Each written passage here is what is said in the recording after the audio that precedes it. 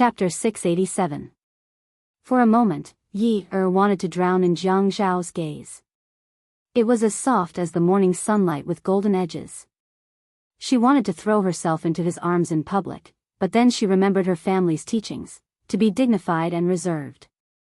She held herself back and pouted. "I'm so obedient. Is there a reward?"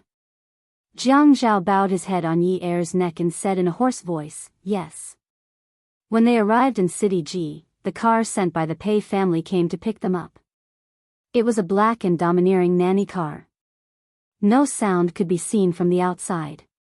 The driver opened the door for them politely. In order to show their respect for Qin Rongfang, the Pei family sent their eldest son, Pei Xianwen, to pick them up. It was his son, Pei Jincheng, who had an accident. They all knew the purpose of Qin Rongfang's trip. Pei Xianwen's attitude was a bit cold, but he was still respectful to Qin Rongfang. Jiang Zhao roughly described the Pei family to Yi on the plane. Their ancestors were officials in the Qing dynasty. At their peak, they had thousands of fields of grain and thousands of pawn shops. They were very rich. Later, when the country declined, the Pei family's foundation was restored due to the strict ancestral system. Instead, they became more and more prosperous in the troubled times. It was not until the domestic movement and the struggle for ownership of land that they truly declined. But the Pei family had always been business-minded. At the beginning of the domestic movement, they had been transferring their property abroad. Although a lot of it was later confiscated, it did not affect their slow rise after the private ownership of land. At that time, the ancestral house of the Pei family was very popular, but the damage was not serious. After the private ownership of land, the old master of the Pei family bought the ancestral house and renovated it.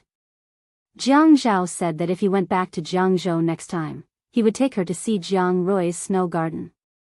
It was a large house left by the grandfather of the Wen family. It was built with various styles of villas according to the family's preferences. But Snow Garden was different from the ancestral house of the Pei family. The Pei family had a very ancient Chinese-style building. In Yi's mind, the ancestral house should be like the ancient yard of the Qin family. The Qin family's antique yard looked very rich at first glance. She always felt that there was a deep cultural heritage in it, as if everything was a cultural relic. But when she arrived at the ancestral house of the Pei family, she still gave it a fierce shock. Compared with the Pei family, the Qin family's facade was too low-key. There was a tall and majestic roof with a plaque hanging on the lintel. The words, Pei Residence, were written fiercely and majestically. The vermilion lacquer door looked like the ancient palace doors on TV. There was a bronze tiger ring on the door.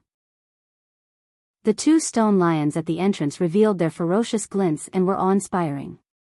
The bluestone steps went up layer by layer. After a few steps, there was a thick and wide doorsill that was about a foot high. This facade was much bigger than the Qin family's. Yi was startled for a moment. He felt that they weren't going to enter a mansion. Were they going to enter a prince's mansion or the imperial palace? The thick red lacquer door opened with a creak. A middle-aged man in his 40s nodded his head. His movements were slow, and he didn't seem too eager. He was just being polite, neither servile nor overbearing. Yi crossed the threshold and the middle-aged man said to Pei Xianwen, "Sir, old master said that he's waiting for guests in Qin Garden." Pei Xianwen said, "Prepare some snacks and tea. I'll bring them over." The middle-aged man retreated. "I'll go now." Yi knew that the Qin family had many rules. But seeing the way the servants of the Pei family spoke to their master, he suddenly felt that he had entered another Qin family. He felt tied up and extremely uncomfortable. Jiang Zhao didn't seem to be uncomfortable. He pulled on Yi's hand and asked in a low voice, "Do you know why grandfather wanted to arrange Feiyu's marriage with the Pei family?" Yi didn't dare to speak too loudly, so she stretched her neck and leaned against Jiang Zhao's ear. She cupped her hands and whispered, "He's so rich." Jiang Zhao shook his head. Grandfather loves Feiyu dearly. Even if it's a business marriage and he has to find a suitable match, he won't sacrifice Feiyu for money. The Qin family doesn't lack money. Then why? Yi Er didn't understand. Jiang Zhao smiled faintly. The Pei family's upbringing is strict. Their children abide by the family rules. Grandfather feels that the children raised by such a family will know shame, know etiquette, respect the elders, protect the young, and not be licentious. He's afraid of marrying Feiyu off to a hedonistic young master. I see. It was obvious that there were many rules. With so many rules, how could they not be strict? But grandfather's painstaking efforts, Feiyu was so young. Would she be able to understand? They walked around the winding paths, corridors, and halls. Yi Er felt that this was indeed a palace. If this house wasn't made of green bricks and tiles, but red walls and gold tiles, it would definitely be the Forbidden City. They walked around Qin Garden for nearly 20 minutes before they arrived. Fortunately, the garden was ever-changing under the lights. The fragrance of the flowers filled their nostrils and the sound of the spring water made it not lonely. Otherwise, if they walked alone for so long at night, they would definitely be scared of ghosts. They stepped through the circular arch of Qin Garden, passed the flower steps, and entered the main hall. An old man stood up from the main seat. He was dressed very similar to Qin Rongfang, but he was slightly chubbier. Although his hair was as white as Qin Rongfang's, it was cut very short. There seemed to be a layer of white snow on top of his head. This person was the old master of the Pei family, Pei Li. He clasped his hands together in front of Qin Rongyan, who had just entered. There was a string of prayer beads around his palms. His eyes were smiling. You've worked hard. Qin Rongfang also clasped his fists the moment he saw Pei Li. His eyes were also smiling. They were very familiar. Old friend, we meet again. Qin Rongfang let go of his clasped hands. The two old men shook hands. Pei Li pulled Qin Rongfang to the main seat beside him. Old Qin, you've come a long way. Have a seat first. Then he walked back to his seat and sat down. Qin Rongfang said, I was afraid to disturb you. What are you saying? I'm old and useless. Since you're here, let's talk about health. The two of them laughed heartily. Jiang Zhao, Yi Er, and Shen Kai stood in the main hall obediently, waiting for the old man to finish speaking. Pei Li looked and fiddled with the prayer beads in his hands. He raised his hand and pointed to the guest seat. Sit, sit. Thank you, Grandfather Pei. The three of them respectfully sat down and didn't speak anymore. Pei Li glanced at Shen Kai. His pupils constricted. He looked at Jiang Zhao and Yi Er, then turned to look at Qin Rongfang. He pretended to be angry. Are you bringing your grandson and granddaughter-in-law here to show off to me? Qin Rongfang rolled his eyes at Pei Li. What's there to show off for? When I invited you to Haicheng for the wedding banquet, you brought your family over to the country. I specially asked them to come over and serve you a cup of tea. At this moment, the servant came over with the teacups and teapot. Jiang Zhao pulled Yi Er up and walked to Pei Li. Grandfather Pei, this is my wife, Yun Yi Er. It's the first time I've brought her to see you. Grandfather, please bear with her if she doesn't know any better. With that said, he led Yi Er to bow to Pei Li. Yi Er's eyes were sharp. When he saw the servant put down the teacups, he took the teapot from the servant's hands. Just like in the Qin family, he filled the two teacups on the main seat with water. Then, he handed the teapot back to the servant. He gave the first cup of tea to Pei Li and smiled faintly. Grandfather Pei, have some tea. Okay. Haha. Pei Li took the teacup from Yi Er's hands and blew on the lid. Yi Er passed Qin Rongfang's tea over. Grandfather, have some tea. Pei Li looked at Yi Er and smiled at Qin Rongfang. You said you weren't here to show off. It would be strange if you weren't here to show off in front of me, someone who doesn't have a granddaughter-in-law. Look at your smug face. Qin Rongfang said, it's okay. You'll definitely have a granddaughter-in-law soon. Shen Kai knew that he couldn't go up and say anything at this time. Otherwise, he would ruin the atmosphere. However, it was a little awkward. It wasn't until Jiang Zhao turned around and gave him a look that he sat down and continued to wait. "Old friend, you know that I'm here this time." Qin Rongfang took a sip and put down the teacup. Pei Li's smile finally couldn't disappear. It darkened. "Old Qin, let's not talk about other things today. Granddaughter-in-law is here. Let's talk about something happy."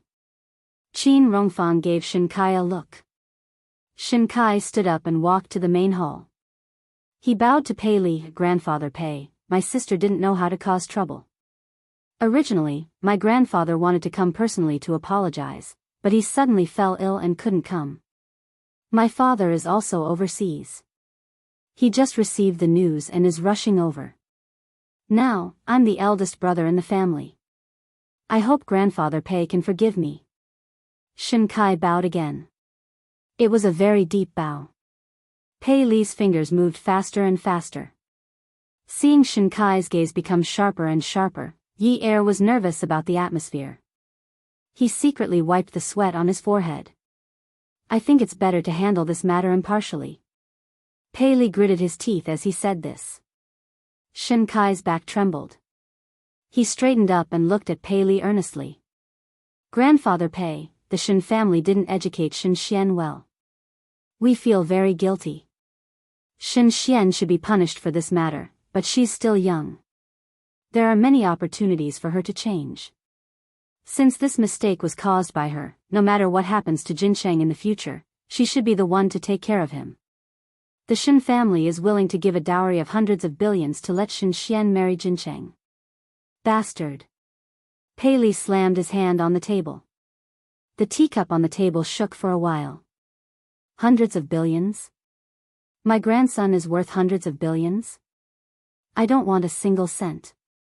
I want to handle this impartially." At this moment, Qin Rongfang stood up and pulled Pei Li. He said to Shinkai, Yi Er, and Jiang Zhao, "Go to the courtyard. I want to talk to your grandfather Pei for a while. Don't disturb us." Jiang Zhao pulled Shinkai out of the door.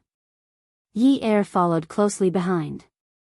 When Shinkai reached the garden outside, he let out a long breath and looked at the moon in the sky. Jiang Zhao patted Shinkai's shoulder. "Calm down for a while." Shinkai rubbed his temples. His lips trembled. I know. Once he thought about handling this matter impartially, Shinkai felt a chill down his spine. He didn't dare to think about the consequences. Shin Xian was still so young. What if she went to prison? When Qin Rongfang saw that the juniors had left, he pulled Pei Li to sit down. He said sincerely, "Old friend, don't be fierce with me. Let me say a few more words. If you don't feel comfortable, no matter who it is, they won't feel comfortable. But think about it. If that girl marries Jincheng and she takes care of him, won't she be punished even more? Moreover, in the future, we can think of a way to artificially inseminate that girl and give birth to a child for Jincheng. If this were to happen to other daughters of similar social status, I'm afraid no one would be willing." Pei Li looked at Qin Rongfang in disbelief. The resolute light in his eyes wavered for a moment. Awesome novel, Xinwu 799. Chapter 688. Shinkai, Jiang Zhao, and Yi Er stood in the garden for almost an hour. Later, a servant went out of Qin garden, but Qin Rongfang and Pei Li didn't come out from the main hall. It wasn't until a series of footsteps came from outside the arched door of Qin garden that the three of them looked in the direction of the sound. Shin Xian. You little bee asterisk starred. Yi Er heard Shinkai gritting his teeth and choking on his sobs. Then, his gaze fell on the woman who was being hugged by the three servants. Even though he knew that Shin Xian was the #1 beauty in Haicheng and had seen some blurry photos of her, he had never had a face-to-face interaction with her. Although Yi Er was also a woman and Shin Xian was a little messy at the moment, Yi Er was still stunned by her beauty. She had a thin sweater draped over her shoulders, and her long black hair reached the middle of her back. Skinny jeans wrapped around her long, straight legs, and a pair of shallow high-heeled silver spring shoes elongated the instep of her feet, making her legs look even longer. Her beautiful eyebrows were as soft as water, her nose was straight but not sharp, and her chin was small but not overly sharp. Her face was like a wintersweet that suddenly bloomed in the snowy north, a cluster of peonies that suddenly bloomed in a place where wildflowers covered the mountains, or a bunch of clear lotuses that suddenly appeared in a place filled with hibiscus. There was always a kind of beauty that stood out from the rest and immediately distinguished her from others. It was unforgettable. When Shenxian saw Shenkai, her eyes suddenly welled up with tears, and she suddenly had an urge to take pity on her.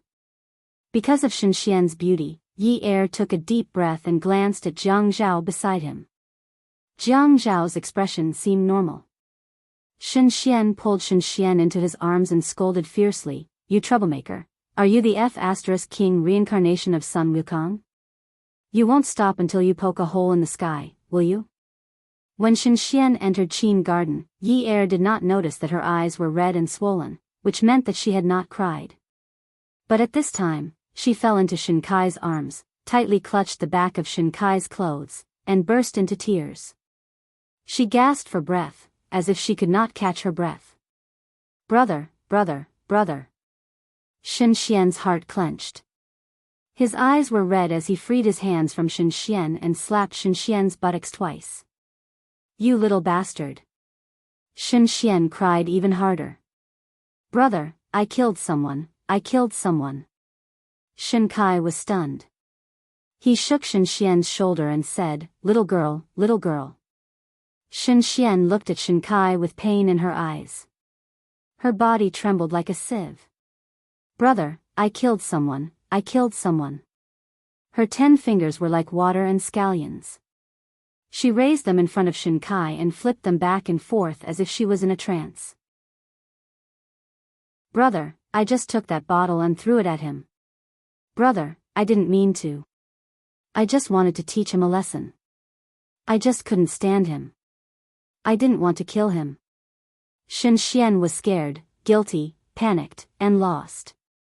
All kinds of emotions hit her as if she was about to collapse. Her eyes were hazy and unfocused. "Brother, he just fell down in front of me. Brother, he is only 26 years old. He is still so young. His life is over. Brother, I killed someone. Brother, should I pay with my life?" Shenkai could not bear to scold her anymore. He grabbed Shenxian's hands tightly. Little girl, listen to me. He is seriously injured, seriously injured," Shenxian quivered. "He's not dead?" "No, then how is he? Will he be in danger?" "Brother, I can't sleep. When I close my eyes, I see that I killed someone. He falls down in front of me hundreds of times every day. Brother, he is only 26 years old." Shenxian had not cried since the moment she hurt Shenkai. She had been holding it in. But when she saw Shenkai, all her panic, uneasiness, guilt, and self-blame had a place to go. She was crying and pleading. It was as if she was a different person from her usual self. Yi Er thought that if she had a brother like Shenkai, how good would it be? How good would it be? Even if she was slapped countless times and called a little bastard countless times. Jiang Zhao's gaze did not fall on the Shen siblings like Yi Er. Instead, he looked into the hall. Pei Li looked at the scene in the courtyard. He clenched the prayer beads in his hands so tightly that his fingernails turned pale. Qin Rongfang stood at the side and sighed. Pei Li turned around and walked back to the main seat. Qin Rongfang followed him. If what that girl said is her true thoughts, it means that she is not a bad person. She knows how to feel guilty and knows that she has done something wrong. She is not like many children who only know how to ask their family members to think of ways to not go to jail. Pei Li did not want to think this way. But as Qin Rongfang said, if Jin Cheng became a vegetable, his life would be over. Shen Xian was the murderer. She should take care of Jin Cheng to atone for her crime. Qin Rongfang nodded. How old is she? I'm afraid she is scared out of her wits. How can she lie at this time? Yes. Pei Li said to the servant beside him, Shan, go and call them in. Everyone else in the hall was sitting in their seats. Shen Xian was the only one standing there. She was all alone, like a beautiful hibiscus flower with an unstable foundation that had bloomed on a bare mountain wall. When the wind blew, it would be uprooted or cut in half at the waist. Yi Er felt sympathy for her, but could only watch quietly. Jiang Zhao told her to watch more, to experience, to feel, and to understand. Eggmen followed. When Shen Xian threw the bottle at Pei Jincheng, she must not have thought that such a big thing would happen. It takes two to tango. If Shen Xian was really looking for trouble, her guilt today would be too fake. But if she was not, then Pei Jincheng should also be at fault. But Pei Jincheng also did not think that he would attract Shen Xian's bottle and become a vegetable. Endure everything? Not be angry? Not complain? Learn all these? Pei Li looked at Shen Xian, who had calmed down after leaving Shen Kai's arms. His tone was cold. Do you know that Jin Cheng is now a vegetable? I'm sorry. Shen Xian said in a low voice, I am willing to accept the punishment of the law. Shen Kai was so angry that he wanted to stand up immediately, but Jiang Zhao held him down. Pei Li frowned. He did not want to, but he still said it. If I asked you to take care of Jin Cheng for a lifetime, would you be willing? Shen Xian suddenly looked up. A lifetime? Yes, if I asked you to marry a vegetable to atone for your sins, would you be willing? Shen Xian only felt that her ears were buzzing, and the pictures in her mind were all over the place. She looked more and more dazed. Although she had not shed tears before, there were bloody teeth marks on her lips. She must have bitten them herself. At this time, she bit her lower lip again. She didn't know how to live with a person who had no feelings for her. However, this was a 26-year-old man who was so handsome that the women in the nightclub shrieked in shock. He was a high-spirited man with a prominent family background. Just because she didn't like what he said, she knocked him over with a bottle, ending his glorious life forever. Pei Li looked unhappy and snorted. You still don't want to? Jiang Zhao held Shen Kai's arm tightly, not allowing him to be agitated. Shen Xian looked up and fixed her eyes on Pei Li. There was no sorrow, no bitterness, and no compromise in her eyes. There was only a firm commitment. I'm willing. I'm willing to take care of him for a lifetime to make up for my mistakes. I'll work like a cow or a horse. I won't regret it. Shen Xian felt relieved. As long as Shen Xian did not go to jail, nothing mattered. Shen Xian's eyes were so clear and bright that Pei Li was momentarily moved. If it were not for Shen Xian's young age, he would have thought that this was a deliberate expression made by an experienced person. After Jiang Zhao and the others settled down in Flowing Water Garden, Pei Xianwen and Pei Li quarreled in Qin Garden. Dad! You don't care about our feelings at all. You let Jin Cheng's murderer marry him. You're stabbing a knife into my heart.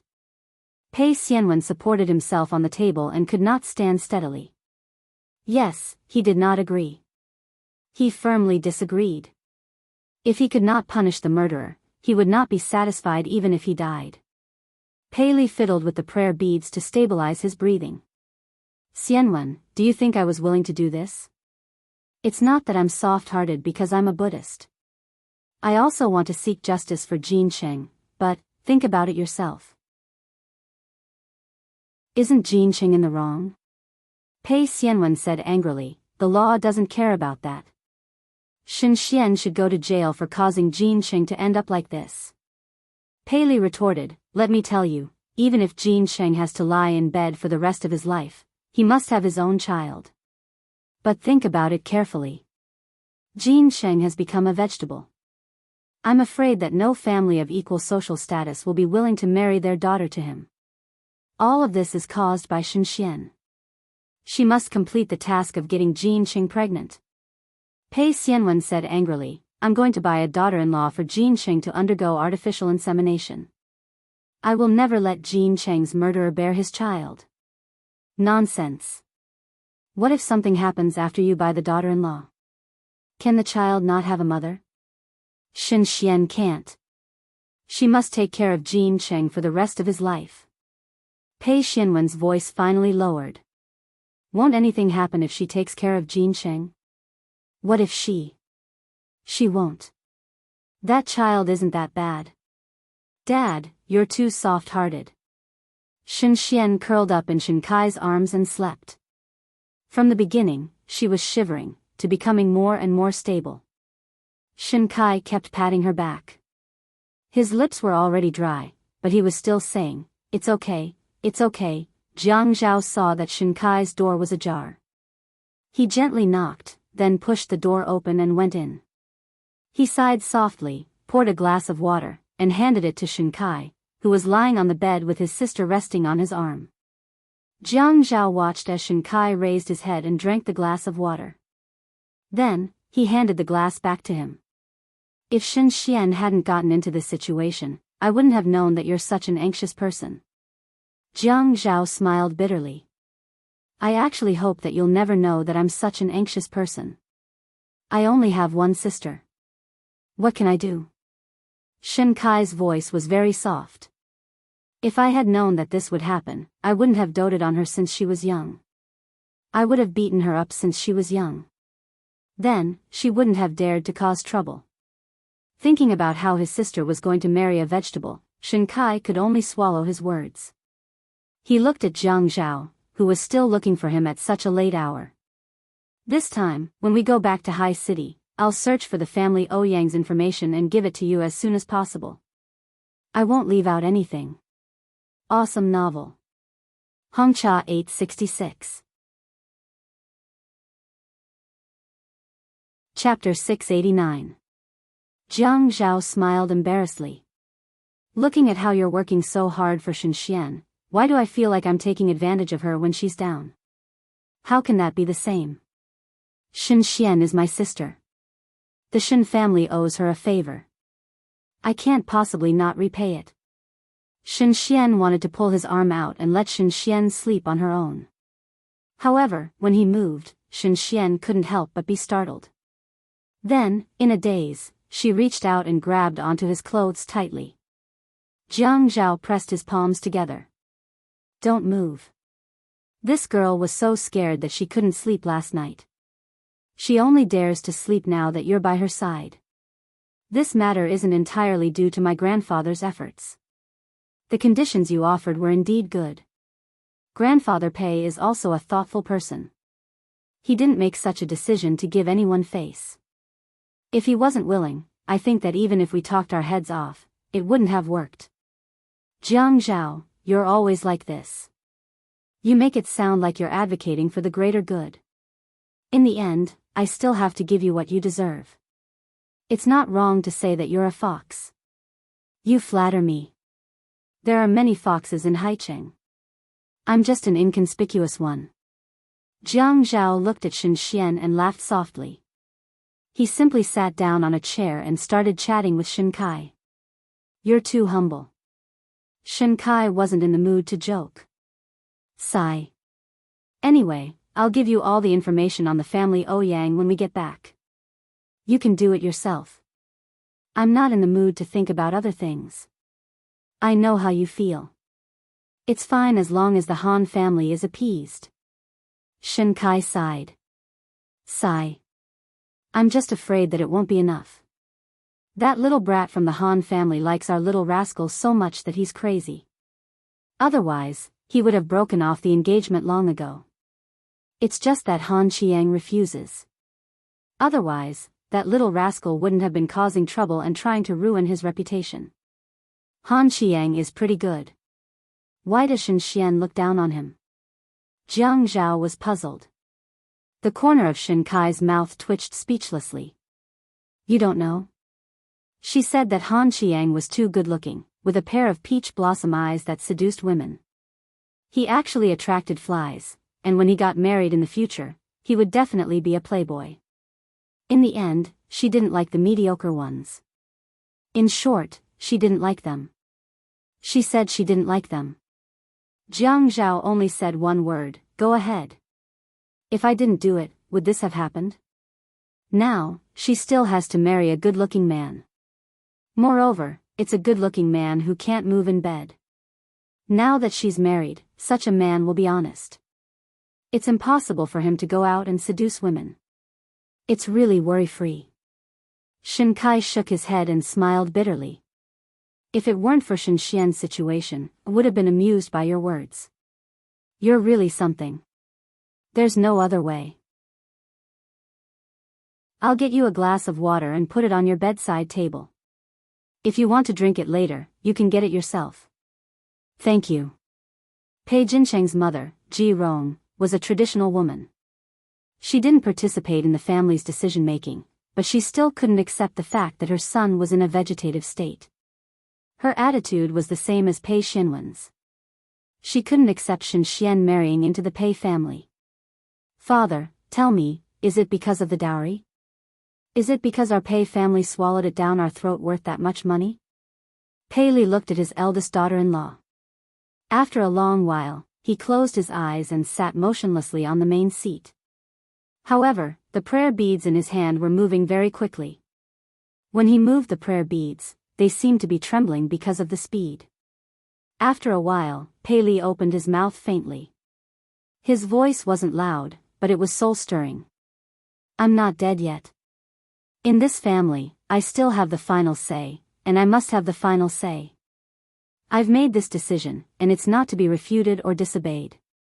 You just need to carry it out. You don't need to ask for the reason, and I don't need to give you any explanation. When Jinsheng's health indicators are stable, pick a good day and hold a grand wedding. Ji Rong collapsed weakly in Pei Xinwen's arms. She looked at the old man who was still counting prayer beads with his eyes closed. She covered her mouth and didn't dare to cry out loud. The next morning after breakfast, they accompanied the Pei family to the hospital to see Pei Jincheng. There was a large glass wall outside the ICU ward. Yi Er stood beside Jiang Zhao. She just couldn't believe it. In fact, she couldn't see what the man inside looked like. However, the tubes all over his body made her feel sad. She hated places like the hospital. It was a place where people were sent back and forth from the gates of hell. Shinxian stood quietly in front of the glass. She placed her hand on the glass and looked at the man lying motionless on the bed. Shinxian patted her gently on the shoulder. Shinxian sniffled almost inaudibly. Brother, did you see that? Actually, he and I don't have any deep hatred. We're not close. His originally brilliant life was ruined by my hands. Brother, I regret it very much, really. I owe him, and I can't repay him in this lifetime. I also owe the Pei family, and I can't repay them. Shinkai's back stiffened. Shinxian spoke slowly and calmly. Brother, don't be sad. I didn't feel wronged at all. This is what I deserve. Shinkai took a shaky breath and turned around. His sister's tone made him have an impulse to go crazy. Shinxian came from a good family and was beautiful. Everyone held her in high regard. She was the only daughter in the family. As a result, her temper was very strong. Usually, she didn't know how to think for others and did what she wanted to do. The Han family's marriage alliance was something that happened when she was young. Ever since she became sensible, she had been making a fuss about breaking off the engagement. She had never cared about the awkwardness of it. The last time Ouyang Yen came to look for him, he even said that Ouyang Yen was the one who dumped Jiang Zhao, so why was she being so arrogant now? Thinking about it, she was really as annoying as Ouyang Yen. Shinxian was also not easy to deal with. She was unhappy and wanted to break off the engagement. She didn't care about the family matters at all. These 2 years, she made more and more trouble, and he followed behind her to clean up the mess. Now, he felt that Ouyang Yen was annoying. But even if Shinxian did the same thing, he couldn't hate her. He only felt sorry for her. After all, acne on other people's faces didn't make people worry. Only when needles pricked one's body did they know the pain. He remembered that a reporter asked a celebrity what kind of partner she wanted. The celebrity said that it was a man who could move. A man who couldn't even move on the bed, could he still be called a man? Shinkai felt a ball of fire burning in his heart. His ears were filled with Shen Xian's comforting words. Brother, don't be sad. I didn't feel wronged at all. This is what I deserve. Damn, she finally grew up. She finally knew that her mistakes made her family sad. But the price was too damn high. Pei Li was a person who had killed his way through the ups and downs of the business world. In his early years, he was still a little vicious. When he was 50 years old, he realized that his shortcomings were too obvious. So, he concentrated on studying Buddhism and cultivating his mind. So, after 50 years old, although his methods were not as fast and ruthless as when he was young, there was still strength in his softness. In the Qin family, Qin Rongfang had already given power to Qin Fian. He slowly handed over his own things to his grandson. It was different from the Qin family. The Pei family was like a kingdom in the south. The supreme king held great power, and his decisions on major matters were never disrupted by others. That king was Pei Li. He was slightly fat and dressed in Chinese clothes. The roots of his hair were very light, as if covered with a layer of snowflakes. He held the Buddha beads and fiddled with them gently. He looked kind and low-key. But at this time, he was staring at Shen Xian with a sharp gaze. Among the people present, only Qin Rongfang noticed his complicated gaze. Before they walked out of the hospital, Pei Li called out to Shen Xian. Shen Xian was like a child who had made a mistake. She put away her original sharpness and stood respectfully in front of Pei Li. Although Jinsheng is now in a vegetative state, from the moment you married into the Pei family, you are no longer Miss Shen of the Shen family. You are the daughter-in-law of the Pei family. Everything that originally belonged to Jinsheng should be taken care of by you. This is your responsibility and obligation. Do you understand? Shen Xian raised her head and clenched her fists tightly. She looked at the old man who was fiddling with the Buddha beads. She was afraid, but she nodded firmly. I will do my best. I hope grandfather will nurture me. If I do anything wrong, I hope grandfather will forgive me. Pei Li seemed to be satisfied. Okay. With a sound, he walked past Shen Xian and walked out. Shen Xian knew that from this moment on, her life was no longer surnamed Shen. She wanted to live for someone else. When she lowered her head, 2 drops of water fell on the floor. It was like a big splash.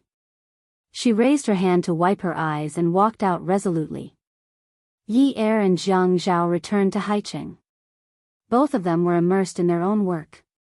Jiang Zhao had asked Chua how to use his connections to find a retired soldier to be Yi Er's bodyguard. He couldn't stop Yi Er from working, but safety was the most important thing. Yi Er had to work. She had to work. She couldn't always rely on Jiang Zhao. Now, her entire family was dependent on Jiang Zhao. To be honest, even if Jiang Zhao raised 20 more people, her family could still afford it. She knew that Jiang Zhao had 2 very profitable companies. This feeling was very strange. In the past, it wasn't very strong. Jiang Zhao liked to use the method of raising her to show his male chauvinism. However, after Zhou Li swiped more than 3 million yuan from her card, Yi Er was completely enraged. If Zhou Li had spent her own money, it would have been fine. However, it was all Jiang Zhao's money. Even if it was work, Yi Er still couldn't do without Jiang Zhao. She thought carefully about the business advice that Xiaoya had told her before. In the end, she told Jiang Zhao to find out if there were any talent shows. It would be best if it was a national Latin dance competition or a celebrity's national Latin dance competition. She needed a dance partner. This way, her dance studio could provide contestants and teachers. Anyway, her teachers were very qualified. They weren't just for show. If she could become famous, she could become a judge in the future. She could rely on her name to make a living. Jiang Zhao quickly found a program for her. However, it wasn't a provincial program. It was a city program. This way, the viewership ratings would only be limited to the province. However, since it was her first time in the industry, it was a very good treatment to be able to be listed on the TV station. When Yi Er was fully immersed in her work preparations, Jiang Zhao felt that Yi Er had suddenly come back to life. She wasn't dead like before. Instead, it was as if another layer of petals had bloomed. It was very dazzling. Seeing Yi Er like this, Jiang Zhao was a little touched. He then asked Qin Fian to come to his office. Fian, in another 4 months, you should invest in a program at the provincial TV station. It's the same as the Dance Forest that TV station 2 is doing now. It's not convenient for me to do it personally. I'll pay for it. Let Yunyi bring her people to participate first. Of course, the champion must be guaranteed to be Yunyi. After 2 rounds of this, she can become a judge in the future and raise her status. Brother, I realize that this method is a little similar to how Qiu Shaoye became famous. Qin Fian sat on Jiang Zhao's desk and smiled mischievously. Why did you mention Shaoye? There were so many ways to become famous. Only Qiu Shaoye was allowed to use that method to become famous. Moreover, he didn't think there was a problem. Qin Fian said meaningfully, Brother, you actually know that Qiu Shaoye is with Yichen, right? I only found out a while ago. He hid it for a long time. When I asked him, he didn't allow me to tell anyone. I don't know what he's thinking. Jiang Zhao glared at Qin Fian. I'm talking to you about serious matters now. I'm talking to you about serious matters too. Qin Fian turned sideways and looked at Jiang Zhao, who was going to get the file. He said earnestly, you have to know that sister-in-law is not Qiu Shaoye.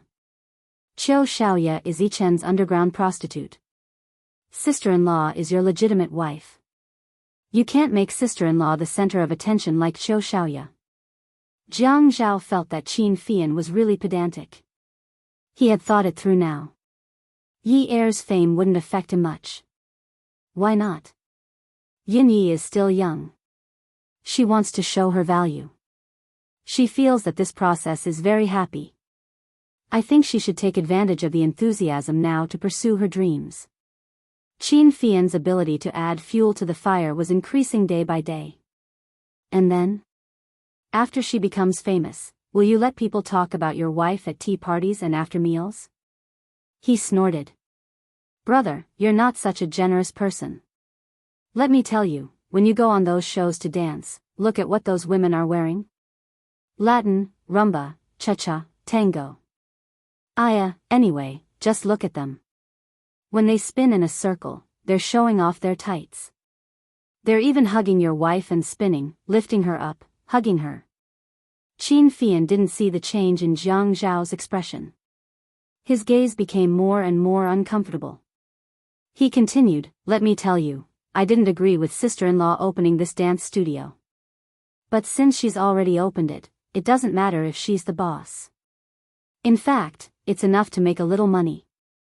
Don't think about making her famous. People in the arts like to say that they pursue the harmony of the soul. Just wait and see. If there's a spark between them while dancing, it'll be too late for you to cry. What nonsense are you talking about? Your sister-in-law is not that kind of woman. Don't add fuel to the fire. Jiang Zhao took the file and ignored Qin Fian. He simply sat on the sofa in the reception room and flipped through it slowly, leaving Qin Fian alone at the desk. You still don't believe me? Qin Fian wouldn't let go of a chance to make Jiang Zhao repent. Hey. He hurried to the reception area and sat on the sofa on the other side. Brother, don't blame me for not reminding you. Let me tell you, those duet groups, those pair figure skating groups, and don't even talk about those national dance groups. They're all in the name of pursuing art. On the road to pursuing art, they eat their partners into their stomachs. The people I'm talking about in this field are quite a lot of people who get married and have extramarital affairs, right? Beauty novel, Songshu 566. Chapter 690. Jiang Zhao did not say anything, but Qin Fian was very anxious. Don't talk about office romance. Love can develop over time, let alone a man and a woman hugging each other and doing some difficult moves. I asked you to hug a beautiful woman and practice dancing for a few hours every day. Try it. Don't you have any reaction at all? Fine, you don't have any reaction now. You have sister-in-law. Qin Fian deliberately helped Zhang Zhao. But what about before you had sister-in-law? Do you dare to pat your chest and say that you definitely wouldn't have any reaction? Let me tell you, in order to practice those wonderful dances, sometimes you need to do some difficult moves, such as throwing, lifting, or large spins. These are not things that can be done with skill alone. You have to put your life and safety in the other party's hands. This requires a lot of tacit understanding between partners. Brother, touch your conscience and tell me, are you willing to let sister-in-law reach that level of tacit understanding with another man? Even her life and safety in the hands of that man without any hesitation? This kind of competition takes 4 months at the municipal level, and the provincial level takes even longer. For such a long time, you let sister-in-law reach that level of tacit understanding with another man every day, and in the end, she became the champion. Can you really continue to watch? How could Zhang Zhao continue to watch the dossier? Watch my ass. His mood of wanting to create a blue sky for Yi Er was completely ruined. When he was talking to Yi Er, it was clearly an art to show the concept of beauty. Now, when it came out of Qin Fian's mouth, it became a filthy scene. He wavered. Brother, listen to me. You really can't make sister-in-law as famous as Xiaoya Qiu. Moreover, they are in different fields. Even if Xiaoya Qiu becomes famous, there won't be any male partners. That's why Yi Chen is willing to let her become famous and let her have her way. But how can sister-in-law do this kind of competition dance alone? You like to keep everything to yourself. If something really goes wrong in the future, you will definitely regret it. Qin Fian kindly advised again. Zhang Zhao rolled his eyes at him and looked down at the file in his hand. However, the words on the file had all been blurred out. It showed men and women hugging and dancing together. During the climax of the music, the man threw the woman up and spun her around. It was frightening to watch, as if the woman was going to be thrown out of the man's hands. However, the woman was calm and composed, as if she did not feel the danger at all. The two of them communicated silently with their eyes. The music came to an end. The two of them hugged each other tightly, their necks intertwined. The music paused for more than 10 seconds, and the two of them had to smile happily on the stage and hold hands to express their gratitude during the curtain call. When I receive the award, I have to thank my partner. He understands me very well. He was the one who accompanied me all the way here. When we trained together. In short, he said a lot of pretentious words. Jump my ass. Don't jump. There was no room for discussion. Yes, Fei Yan was right. He wouldn't be so generous as to give his wife to another man. Qingfeng Garden. Qiu Xiaoya sat obediently on the sofa, sneezing again and again. Her ears were burning. She wondered who missed her so much. Zhuang Yichen never expected that Xiaoya's parents would come to Qingfeng Garden even though it wasn't the weekend. Usually, he didn't come over during the weekend because father and mother Qiu would come over to help Qiu Xiaoya tidy up the house. Today, he was really cursed. He bumped into them just as he was about to leave. The few of them stood in the living room. Father Qiu was a little nervous. He didn't look at Zhuang Yichen. He felt that this man's aura was too strong and he wasn't used to it. Mother Qiu, on the other hand, looked at Zhuang Yichen carefully. Auntie. Boss Qiu's boyfriend? Mother Qiu asked directly. Zhuang Yichen looked a little awkward. Xiaoya scratched her head and interrupted, Mrs. Qiu, my colleague. I'm here to deliver a document. Zhuang Yichen nodded in agreement. He was still polite. Yes, I'm here to deliver a document to Xiao. Xiaoya. He was used to calling Qiu Xiaoyao by her nickname. It wasn't strange for him to call her by such a pretentious nickname. Oh, I see.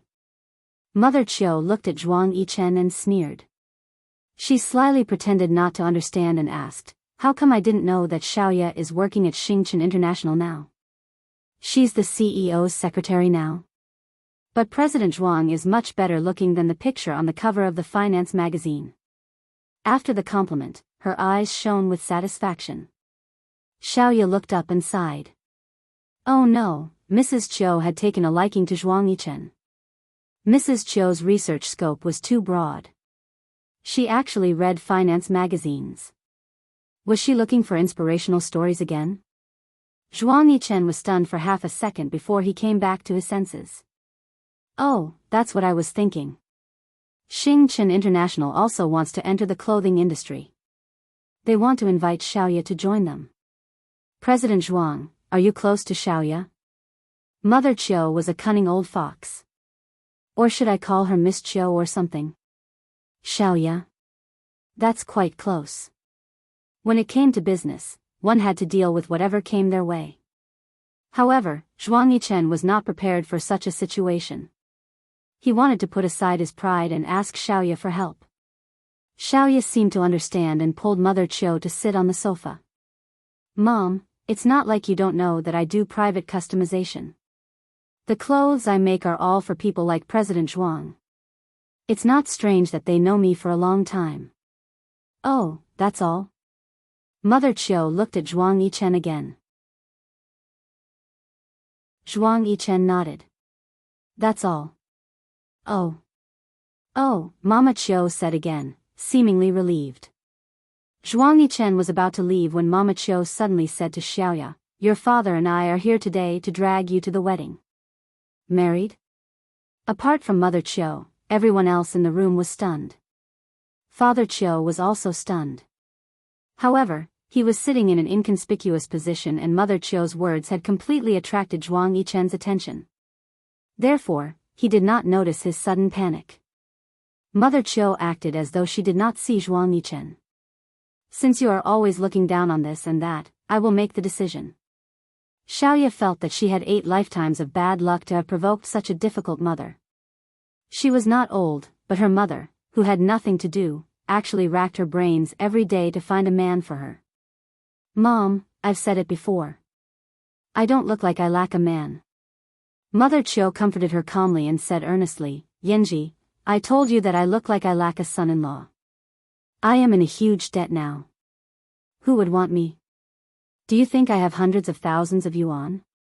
Do you think I can get it just by casually searching my bag? Mother Chiu suddenly said. Mother Chiu slapped her thigh. Hey, you don't say.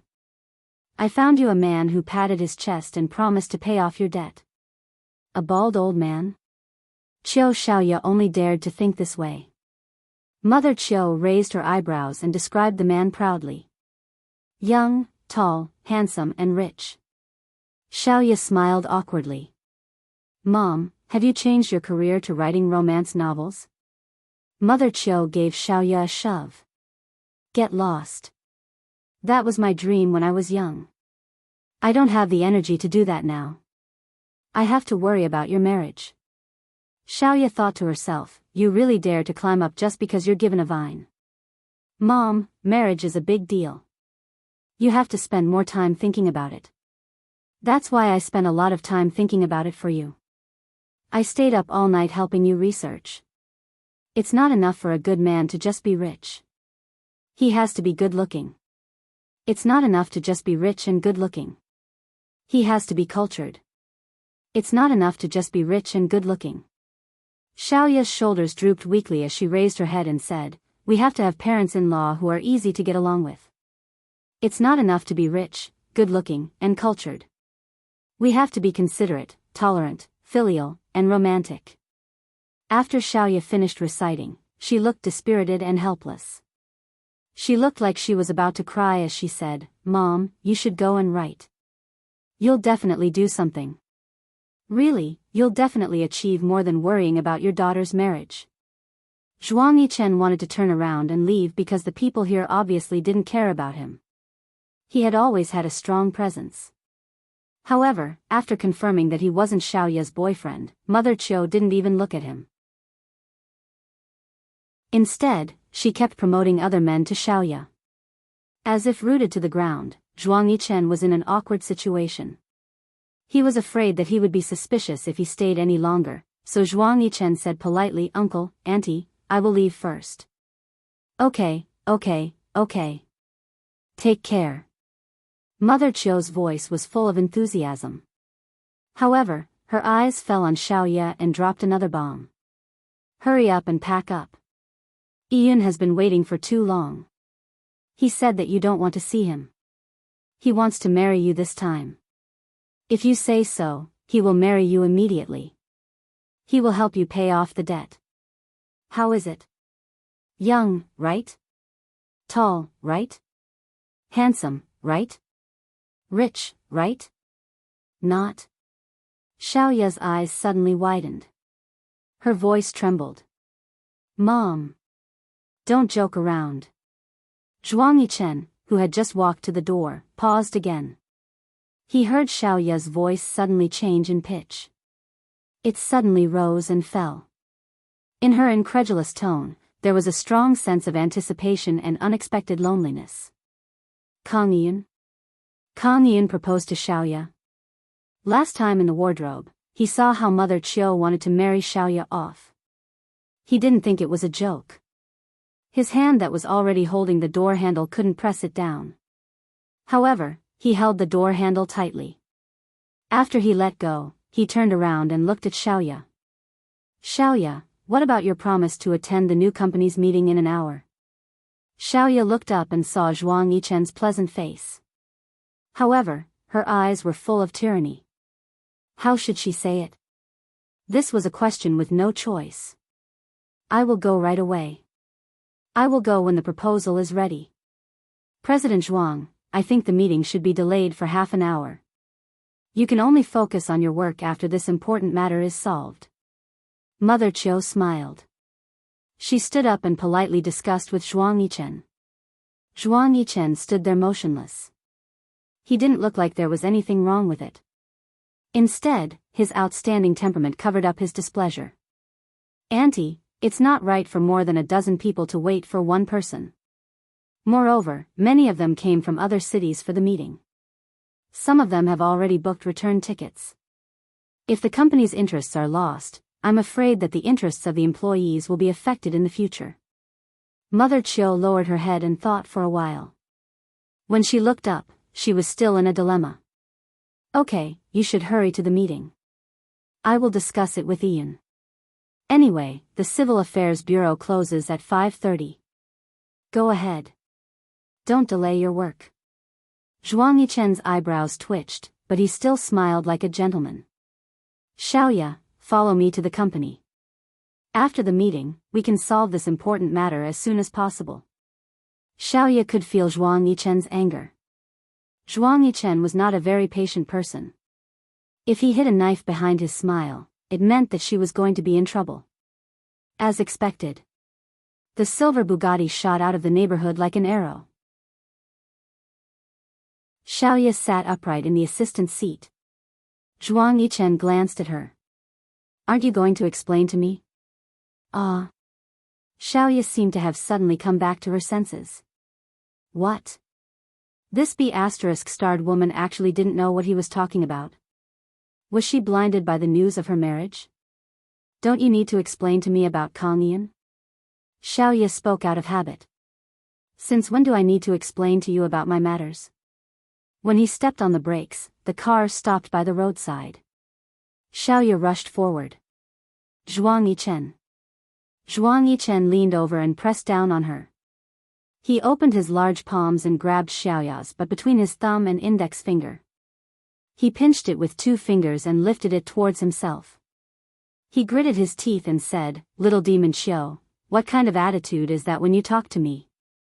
Xiaoya frowned. Her mouth hurt, but she refused to admit defeat. "What kind of attitude do you want?" "I asked you to explain to me about Kang Ian." She had been with him almost every day for the past few days. What was going on with her marriage with Kang Ian? When did Kang Ian go to look for her mother?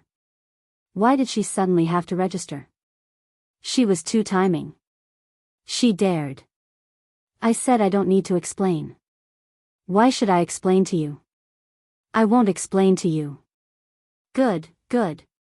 Very good. Zhuang Yichen angrily opened the car door beside Xiaoya and released the seatbelt.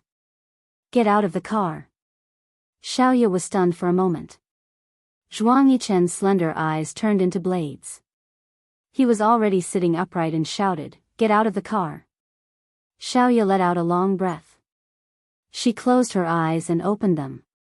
She glared at Zhuang Yichen and pushed the car door open. Just as her feet touched the ground, Zhuang Yichen's voice sounded ruthlessly. "Little demon Xiao, you'd better not provoke me. You can't afford to provoke me. You can settle Kang Ian's matter yourself. Otherwise, I won't let any of the scum related to you off."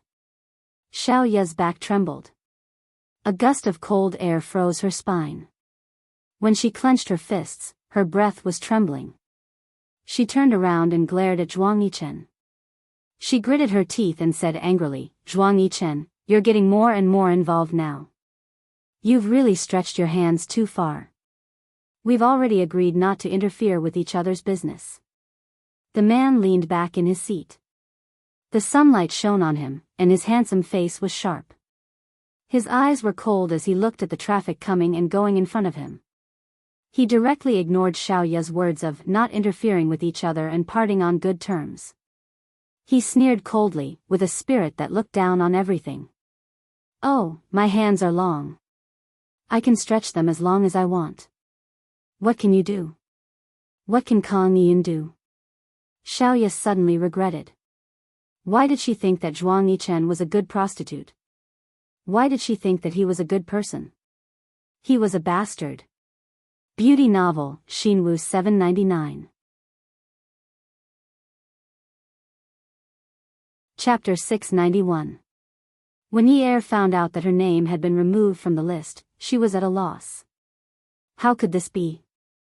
She was supposed to be part of the competition and Jiang Zhao had promised her. How could she suddenly become a mentor and act behind the scenes? She called Jiang Zhao and felt wronged. "Hubby, my name has been removed." "So what if it's removed?" "It's not a big deal." "What do you mean it's not a big deal?" "It's obviously a very big deal." "How big of a deal?" "You still need to go to school." "How can you have so much time? Don't you need to go to school? The college entrance exams are coming up in a few months. Are you ready? Are you still in the mood to do this?" Yi suddenly felt that Jiang Zhao's tone was not right. "Jiang Zhao. Did you do it on purpose? Tell me, did you do it?" "What do you mean by on purpose?" "You personally gave the order. Who has the guts to remove my name from the list? Tell me, who is it? If they find out who it is, won't you help me deal with it?" Yi was not stupid. With Jiang Zhao's personality, how could he tolerate someone going against him like this? Jiang Zhao was the one who gave the order and the name list had already been confirmed. How could Jiang Zhaohui not know about the sudden change? Everything else aside, at least Jiang Zhao's name had to be removed from the list. He had to be informed. However, Jiang Zhao said calmly, "If you want to withdraw, then so be it." Jiang Zhao could not stand Yi's questioning. "Yes, it was me. I was the one who asked it to be removed. I felt that you should not take part in the competition. Anyway, your dance studio will benefit from it. What are you afraid of? Do you have to be famous? What's the point of being famous? It's the same as being a boss. You have good mentors. If they become famous, it's the same if your dance studio becomes famous. How can it be the same? How can it be different? Do I have to stand in the middle of the stage and receive applause and flowers to be considered successful?" Slap. Jiang Zhao wanted to continue scolding, but Yi had already hung up. How dare she hang up on him? Jiang Zhao felt that this little girl was really unruly. She even dared to smash his phone because of a disagreement. She must have dug out the leopard's guts and put it on herself. Li Ran knocked on the door and entered the office to deliver the documents for the morning meeting. He took out his phone and dialed back. The photo on the screen was of the woman's side profile in the morning light. The screen kept showing the words, "connecting," and then it was cut off. Good, she dared not to pick up. She was bold again. He dialed the number again. The number you have dialed is switched off. What a guy. Jiang Zhao threw his phone and slammed it on the table. Li Ran was shocked. Since when did Mayor Jiang not care about his own assets? Smashing the phone? After working in the office for so long, this was the first time he saw it. But Li Ran did not know that the reason why Jiang Zhao had smashed his phone was because of Yi Er. Jiang Zhao took out his phone and called Yi Er's office. The phone was picked up and hung up the moment he heard Jiang Zhao's voice. Good. Good. He did not believe that he could not teach her a lesson. This was not a big deal, and she still threw a tantrum with him. Why was she so uncomfortable when she could not dance with other men? Yi Er felt that she had seen a glimmer of hope, but now, it was all gone. Jiang Zhao was too despicable. He had used his authority to help her get benefits, and now, he used his authority to withdraw her benefits. This person was too despicable. Does he think he is so great just because he has authority? Fine. Even if he has authority, he should not play with her like this. He should not have given her hope in the first place, and now, he is blocking her way. He should not have given her any promises in the first place. Now, he is going back on his words. This is not what a man should do. She hated him. She was best at international and Latin dances. But now, he was telling her not to participate. When Jiang Zhao found Yi Er in her office, Yi Er was leaning over her desk, writing and drawing. The A4 paper was filled with drawings of turtles and the words, Jiang Zhao, you bastard, you tortoise. Jiang Zhao picked up a pen and drew a turtle on another piece of paper. He drew a few strands of grass on the turtle's head and wrote, Yun Yi, you be asterisk tch, you tortoise. His handwriting was clearly 100 times better than Yi Er's. Damn. He actually came over to pick a fight with her in such a domineering manner. Yi Er sat up angrily. I don't want to see you. Get out. Why should I leave? If I want to stay, I will stay. Call the police. Just say that I am harassing you. Jiang Zhao, you are unreasonable. I have plenty of reasons. The two of them started quarreling. If you don't give in to me, I won't give in to you either.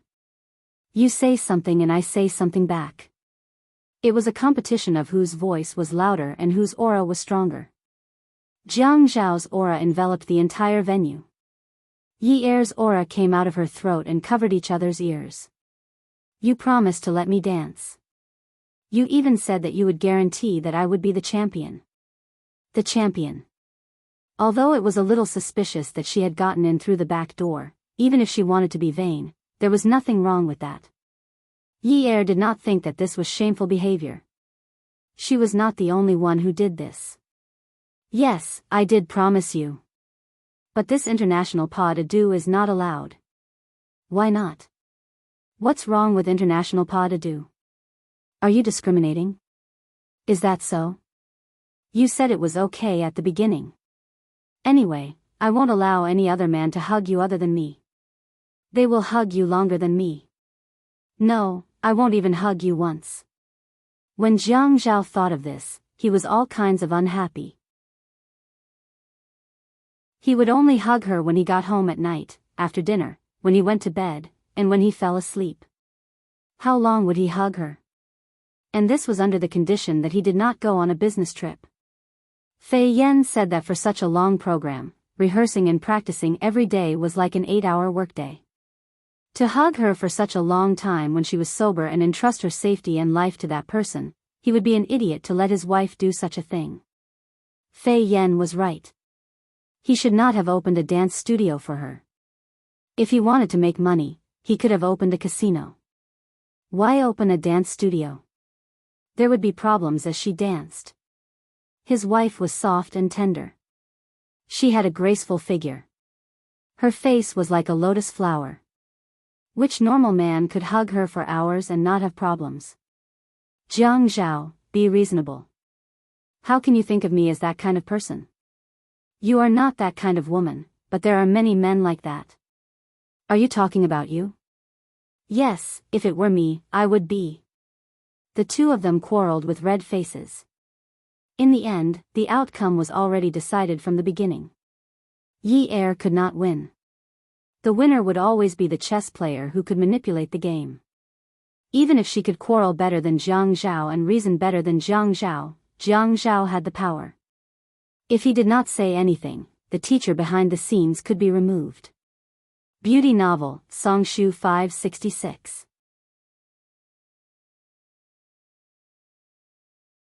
Chapter 692. Yi Er was disheartened and lowered his head. How could it be Xiaoya? Why couldn't it be done with her? How could he associate a normal dance with a man and a woman hugging? What was this man's brain made of? Xiaoya slammed the door of Zhuang Yichen's car. Zhuang Yichen started the car, and just as it entered the entrance of Duga, a white Land Rover stopped beside Xiaoya. He recognized the car. The license plate was Xiaoya's birthday. Kang Yiyun. He slammed his fist on the steering wheel. The car did not care about the traffic rules and made a left turn at the entrance of Duga. Xiaoya had just opened the door of Kang Yiyun's car when she was picked up like a little chick. When she was thrown into the back seat of Zhuang Yichen's car, she suddenly realized that it was Zhuang Yichen's doing. Kang Yiyun was about to open the door and chase after her, but Zhuang Yichen had already closed the door and sped away.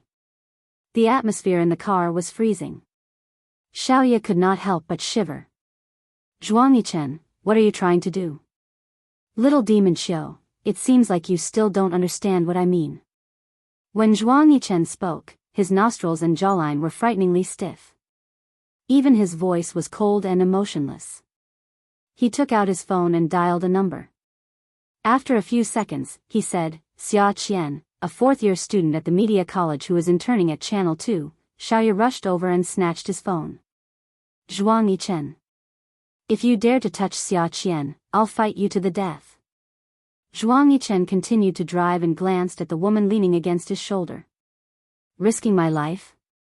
You think you can beat me? My life is tougher than yours. Do you want to try? What are you trying to do? Little demon Xiao, you should know why I didn't care about you a few years ago. You've been too naughty recently. Our relationship is over. I have my own life and freedom. The man sneered. Really? When did it end? Yesterday? The tip of Xiaoya's heart seemed to grow a thread. The more she pulled it, the longer it grew. The thread was thin and soft. When she pulled it, she was afraid it would break, but if she did not pull it, she was afraid it would get knotted. She pulled and pulled until she felt a little pain. Sitting back in his seat, he felt the soft and comfortable seat cushion. Not only was the exterior of the car dazzling, but the interior was also extravagant. Lying on such a seat was like lying on money.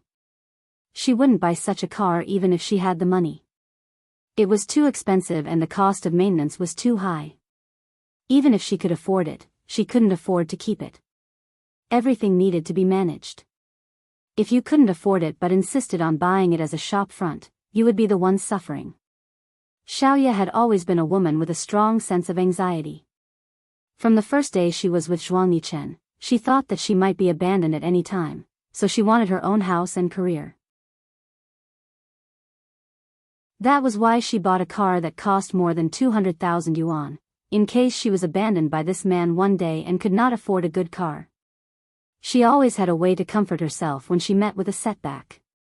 Just like this time, if it were someone else who had no one to help and no one to care, they would have hanged themselves long ago. But she didn't. She thought that at worst, she could just find another man to help her. Anyway, that was how she started her business. But when she put out the marriage advertisement and someone was willing to help her pay off her debt, she pretended to be noble and shy. That advertisement was a little selfish. Zhuang Yichen did not care about her and left her to fend for herself. Fine, then she would show him how she was born and how she was destroyed. It was not shameful to rely on a man. Qiu Xiaoya had relied on sleeping with men to get to where she was today. When he finally came to Qingfeng Garden, she was actually happy. There were some things that she couldn't understand. She just felt disappointed when she thought of him after they broke up. It was as if there was something imperfect. The cherry blossoms that had only bloomed for a day had withered because of the storm. It was really ugly. Just like how she looked after they broke up. It was really ugly. She was the one who wanted to break up, but he agreed without a frown. He generously gave her the house without even batting an eyelid. At that time, she felt like she had been abandoned. She already knew that she would be abandoned, but when it came, she was still at a loss. She didn't want to know how much of her mother's words were true and how much was false.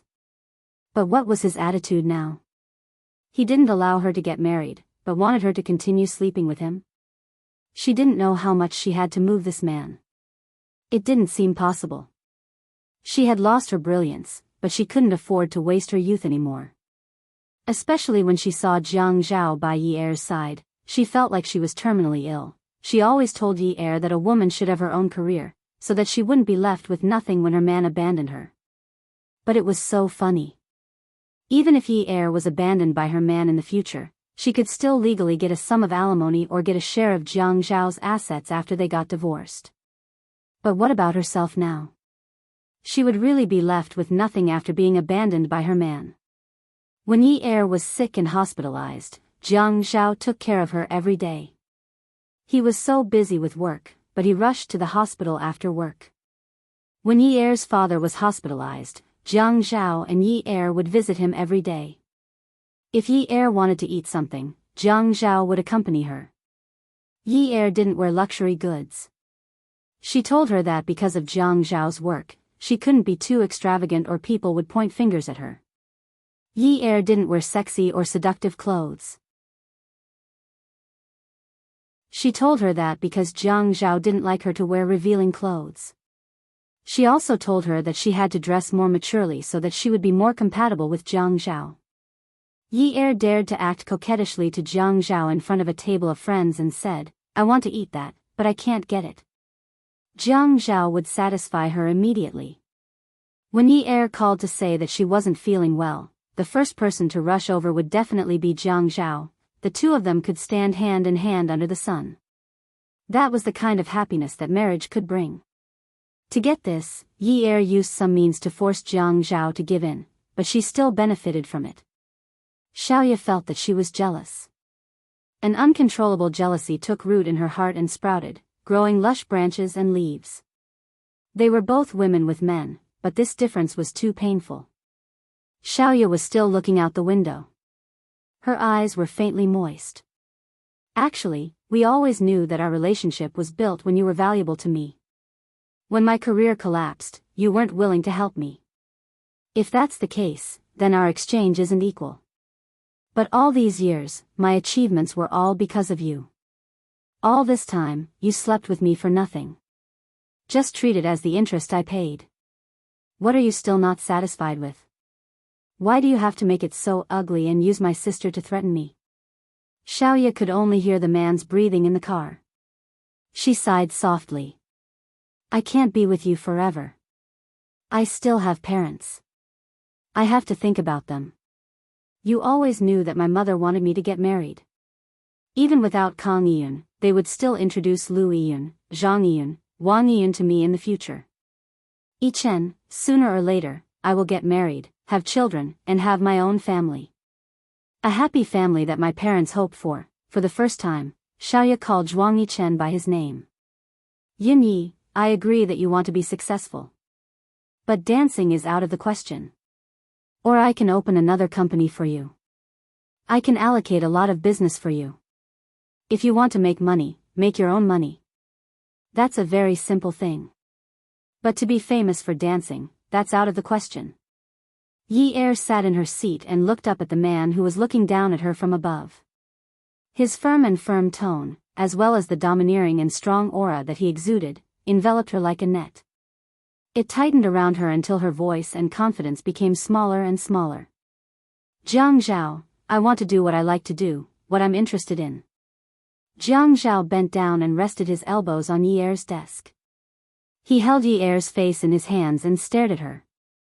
"It's a blessing to be able to turn your interest into your career. But if you can't have it both ways, why can't you treat your interest as a hobby? Still what I said before, do you have to use applause and flowers to get the affirmation of others for what you like? Then do you yearn for flowers and applause, or do you yearn for your interest? Jiang Zhao, you're talking nonsense. However, Jiang Zhao was very serious. True interests and hobbies don't need the affirmation of others.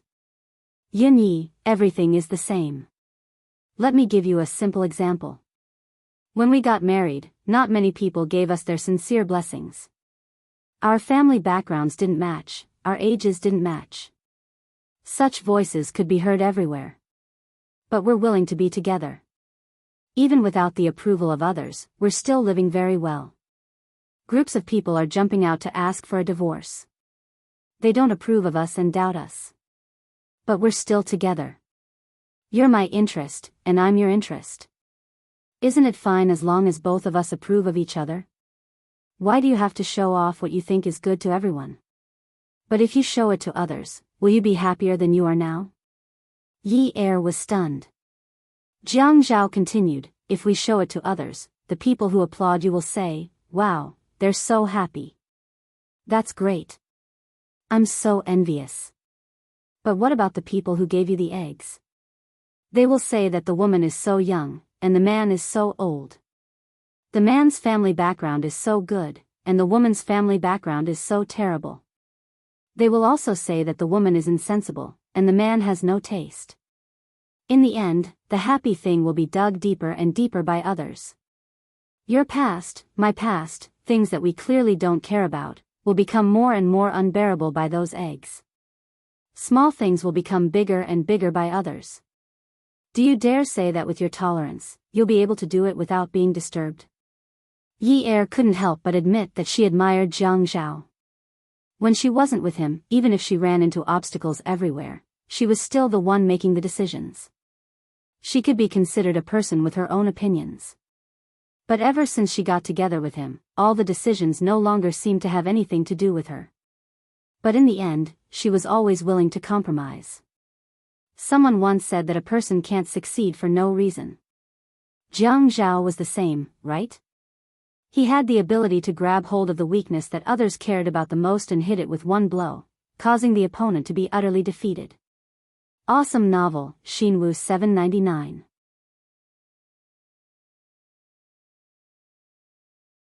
Chapter 693.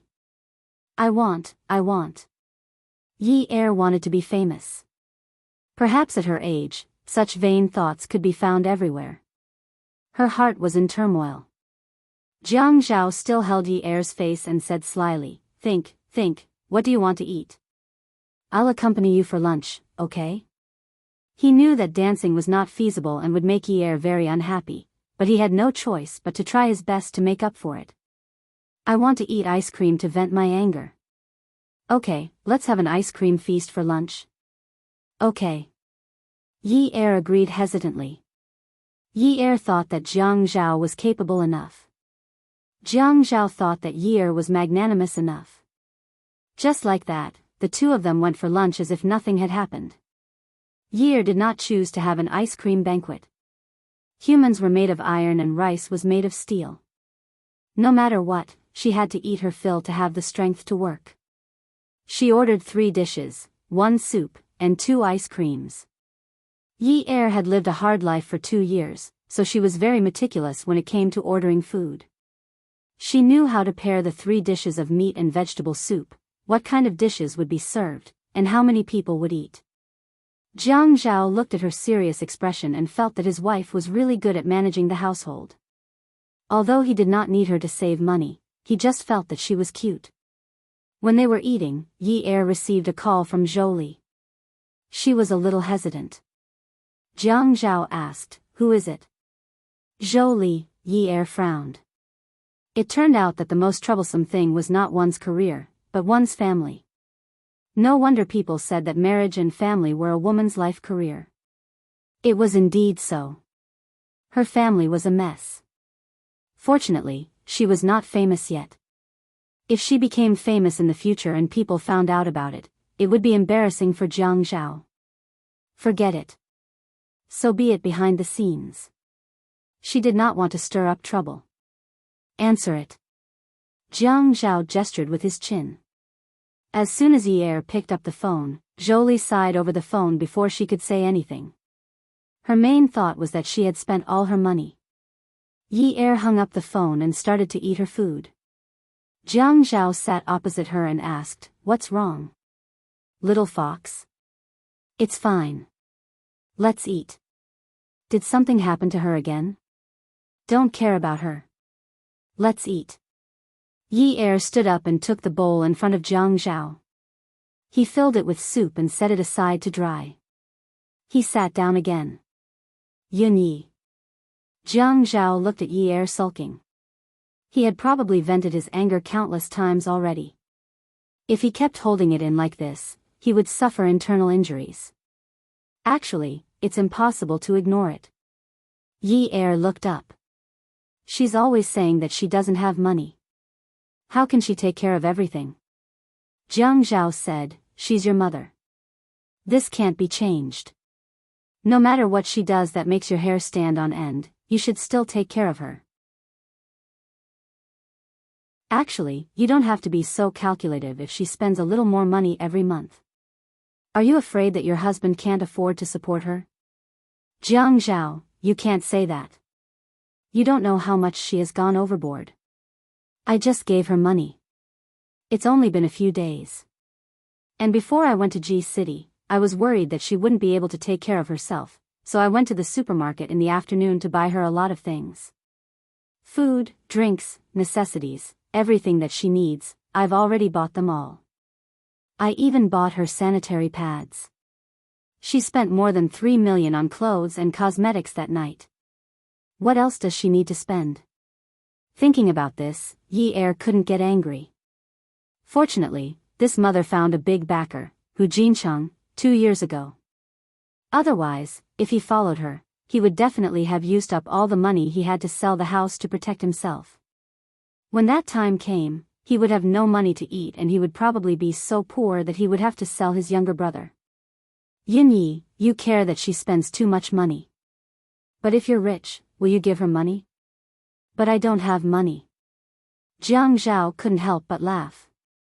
"Then don't I have money?" Yi waved her hand and said impatiently, "Even if you have money, you can't let her squander it like that. Forget it, stop talking about it. Whenever you talk about it, I'm reminded of how she looked like when she spent more than 3 million yuan a night. Whenever I think of her, my liver hurts. Really, it's not that I've forgotten my mother after marrying my husband, but there's a limit to everything. Anyway, I can't take it anymore. I really don't know how my father and Hu Jincheng can stand her. My liver hurts." Jiang Zhao looked at Yi angry expression and raised his hand to calm him down. Okay. I won't talk about it. But if she doesn't have money, you should at least ensure that she has basic living expenses, don't you think? Isn't 3,000 yuan a month enough? We're living a good life in the 9th mansion, right? Dad, see Jia, you, me, when we're living together, I don't even spend 3,000 yuan a month on groceries. She's living alone. I'm the one who pays for the utilities." Jiang Zhao hated Jolie, but it was fine as long as they moved out and didn't live together. If he didn't care, it wouldn't be right.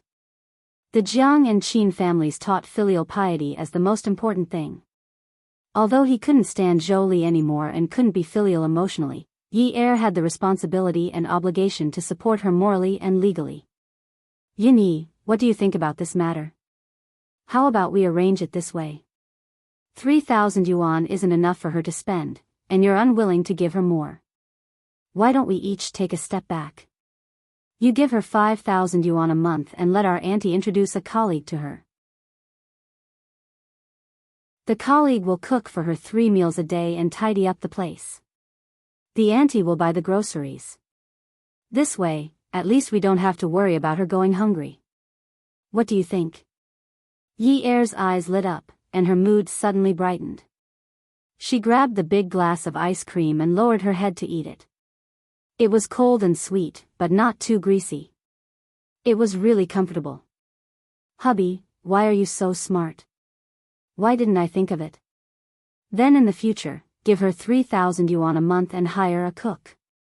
Jiang Zhao thought he heard wrongly. Didn't you say 5,000 yuan? Then we'll have to add another 2,000 yuan to hire a cook. 3,000 yuan is enough. In the past, I spent less than 2,000 yuan a month taking care of Si Jia, and I even raised him so well. Now, we're the ones buying her daily necessities and skincare products. How much money can she spend? Jiang Zhao's heart suddenly ached. He stretched out his long arm and wanted to reach out to rub her head, but he was afraid of touching her bitter past. He wiped the corner of her mouth with his thumb. Eat less ice cream in this season. Look at how greedy you are. You make the decision. You have to spend more time mediating the matters at home. If the family is peaceful, everything will prosper. Do you understand? Yi Er nodded and pouted. She felt a little guilty. Jiang Zhao, I shouldn't be thinking about becoming famous at all.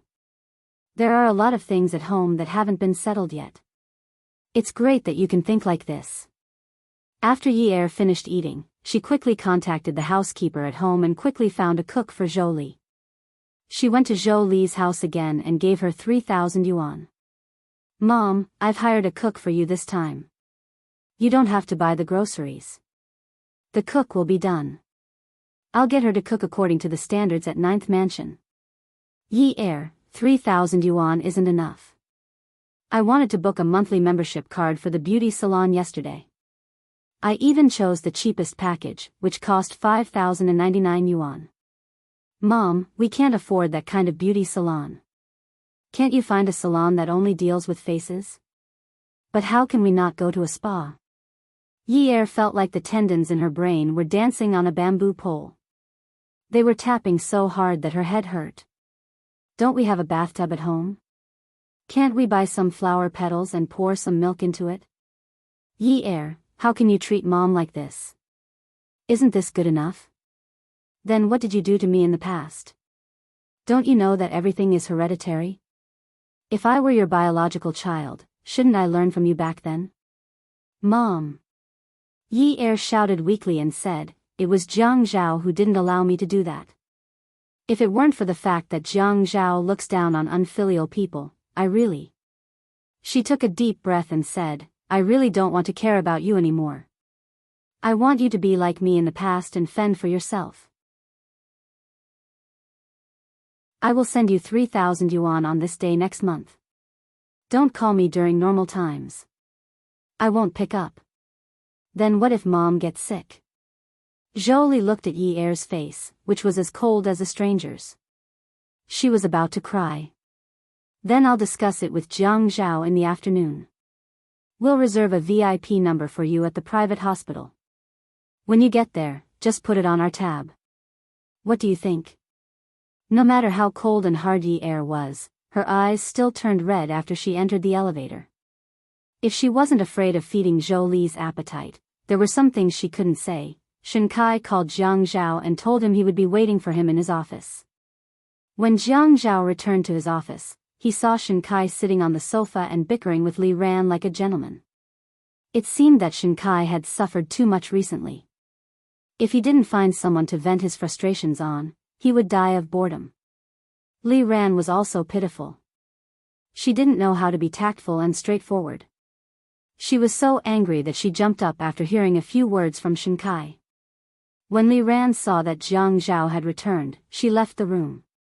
As soon as Li Ran left, Shen Kai immediately showed his hooligan side. He crossed his legs and leaned against the sofa with a roguish look on his face. This secretary of yours doesn't know how to deal with people. This won't do.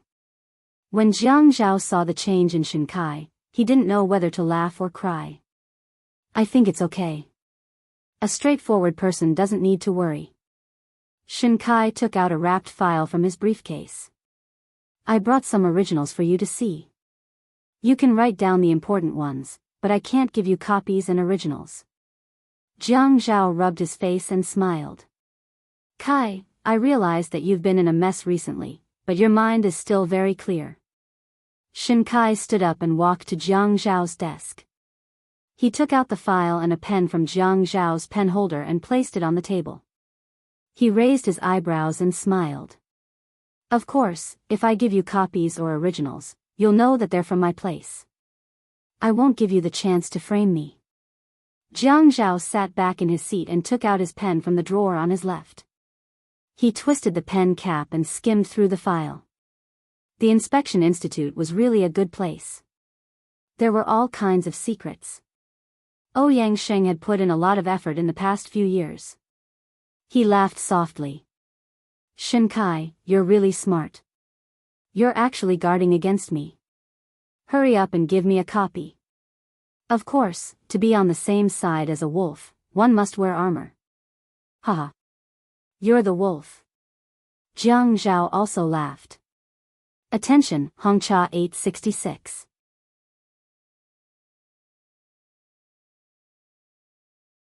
Chapter 694. Shinkai looked at Jiang Zhao taking notes. Fine, fine, fine. A wolf is a wolf. How can there be a wolf like me who will repay the kindness of a drop of water?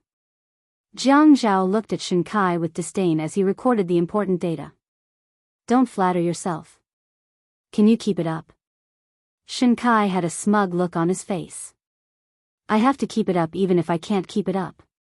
Flattering looks good. Ouyang Yan had never thought that Shinkai would make her a mere figurehead. When she returned to work, she realized that there was nothing for her to do. All the cases that she was in charge of had been assigned to her colleagues. It was obvious that she was not part of the team now that she had to keep her mouth shut about the case. What was the meaning of this?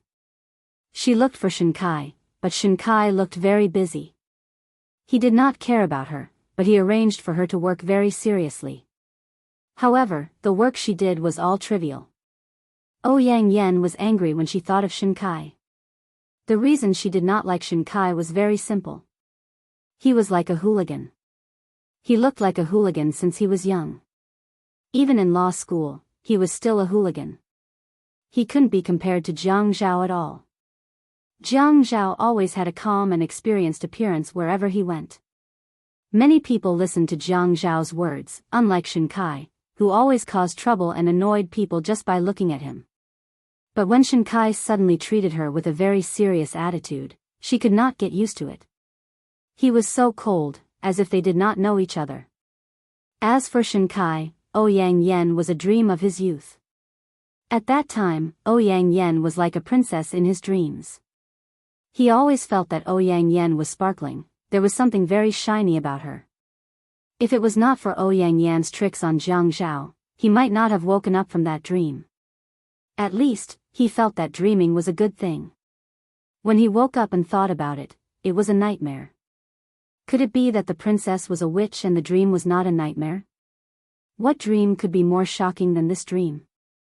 A woman who was weak in his impressions suddenly held a big knife and slashed at everyone, including the old, the weak, the women, and the children. He really couldn't accept such a change. No wonder Jiang Zhao refused to look back. Could it be that Jiang Zhao had already woken up from that dream? In the end, he woke up early because of his deep understanding of the situation. Shinkai, what are you trying to do? You actually made me so empty. Facing the Ouyang Yan's finger, Shinkai replied lazily, Inspector O. Yes, I'm not making you a mere figurehead. I'm just assigning you the most suitable position for what you're doing. I used to be in charge of cases, but now you want me to be a clerk. I'm telling you, I won't do it. Ouyang Yan couldn't accept it. She had a double master's degree, and he wanted her to do a clerical job and be in charge of all kinds of documents. Did Shinkai's brain get hit by a door?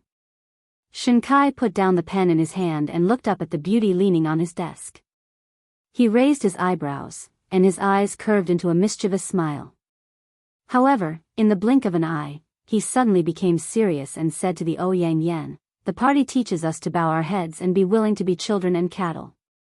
The country needs to be built, and we are the party. As a member, we are the tiles of the nation, the bricks of society. We will move wherever we are needed. There are many kinds of jobs in society. We can't be picky. We can't be light and afraid of heavy work. Any work is of profound significance to the progress of society, and as the party as a member, we should first set an example and take the lead. Comrade Ouyang, the administrative department needs you now. You can't shirk your responsibilities. This is irresponsible to the people and society. If you want to do this, you are not a qualified party member. Ouyang Yen was so angry that her face was red. Shin Kai stood up with a serious expression. He even looked at the Ouyang Yen with a stern gaze and asked, "What's wrong with the administrative department? Without the administrative department, where would we get the documents we need to try the case? Without those documents, how would we be able to try the case perfectly? The brick of the administrative department is a big brick, or even a big stone.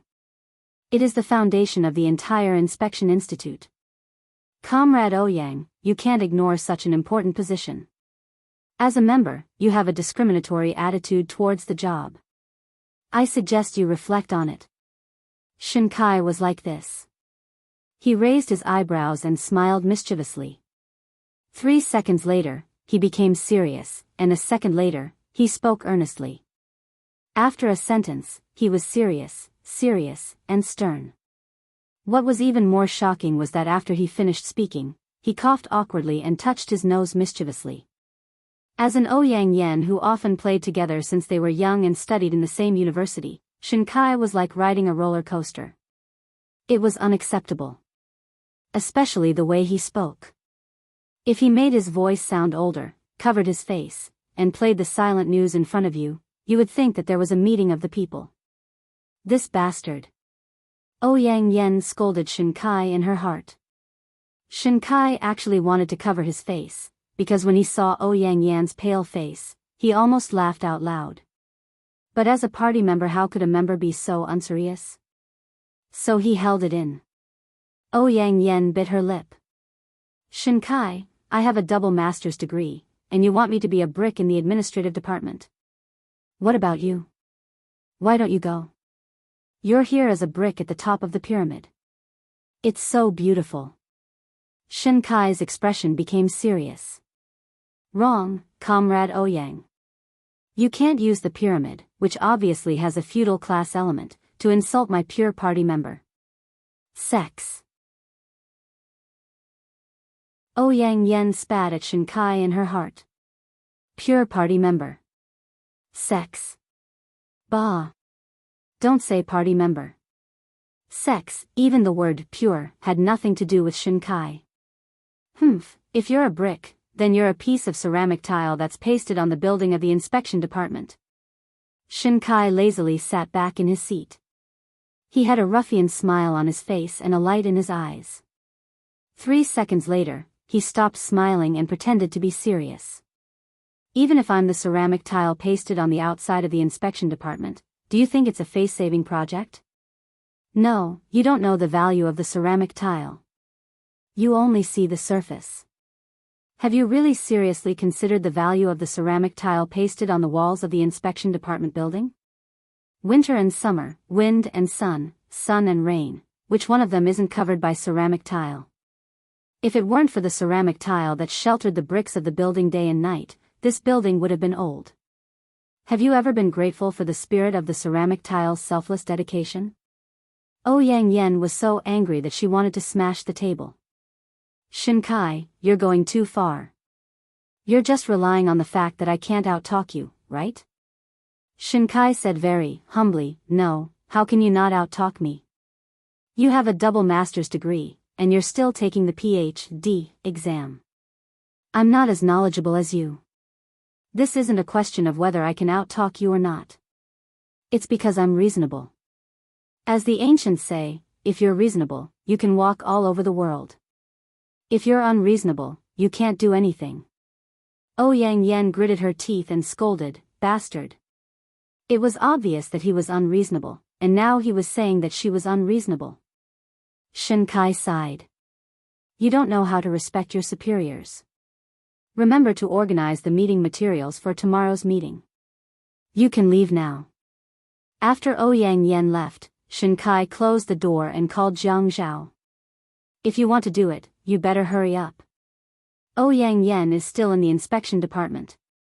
Even if I made her a figurehead and she can't touch the case, she still has acquaintances. If she gets wind of this, you won't have a chance after the family Ouyang is settled. Jiang Zhao replied. I know. I know what I'm doing. I will not stop what I'm supposed to do. That's good. Hello, I heard that Mrs. Jiang is going to take part in a national dance competition on TV too. If such a beautiful Mrs. Mayor were to take part in such a competition, she would attract a lot of attention, right? I don't know who the male partner is. If she doesn't find a handsome partner, it won't be harmonious. If it's a handsome man and a beautiful woman, I think everyone in Haicheng will be watching that program from 1 to 8:40 p.m. What will happen then? Shen Kai chuckled softly after he finished speaking. Jiang Zhao paused for 2 seconds. Once again, he felt that what Fei Yan said was right. Everyone was thinking the same thing.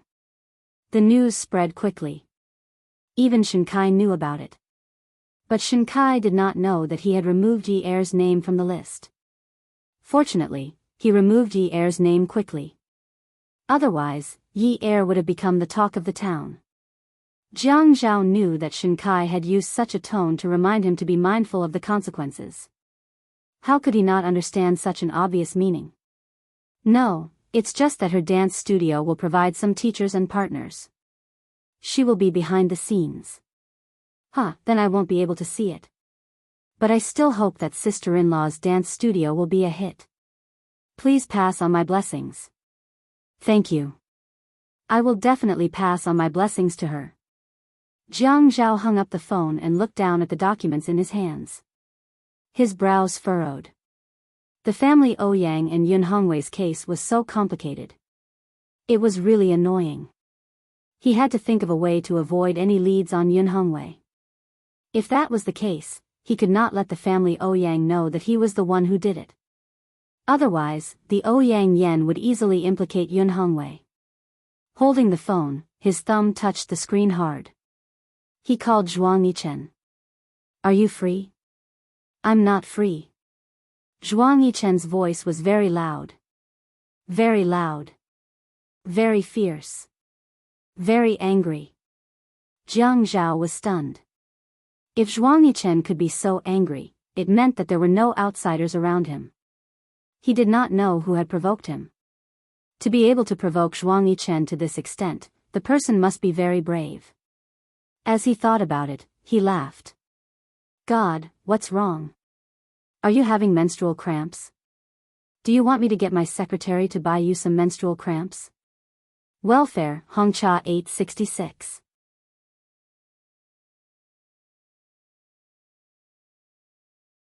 Chapter 695. When Zhuang Yichen heard Jiang Zhao's words, he wasn't in the mood to continue the conversation. I'm not free. I'll contact you later.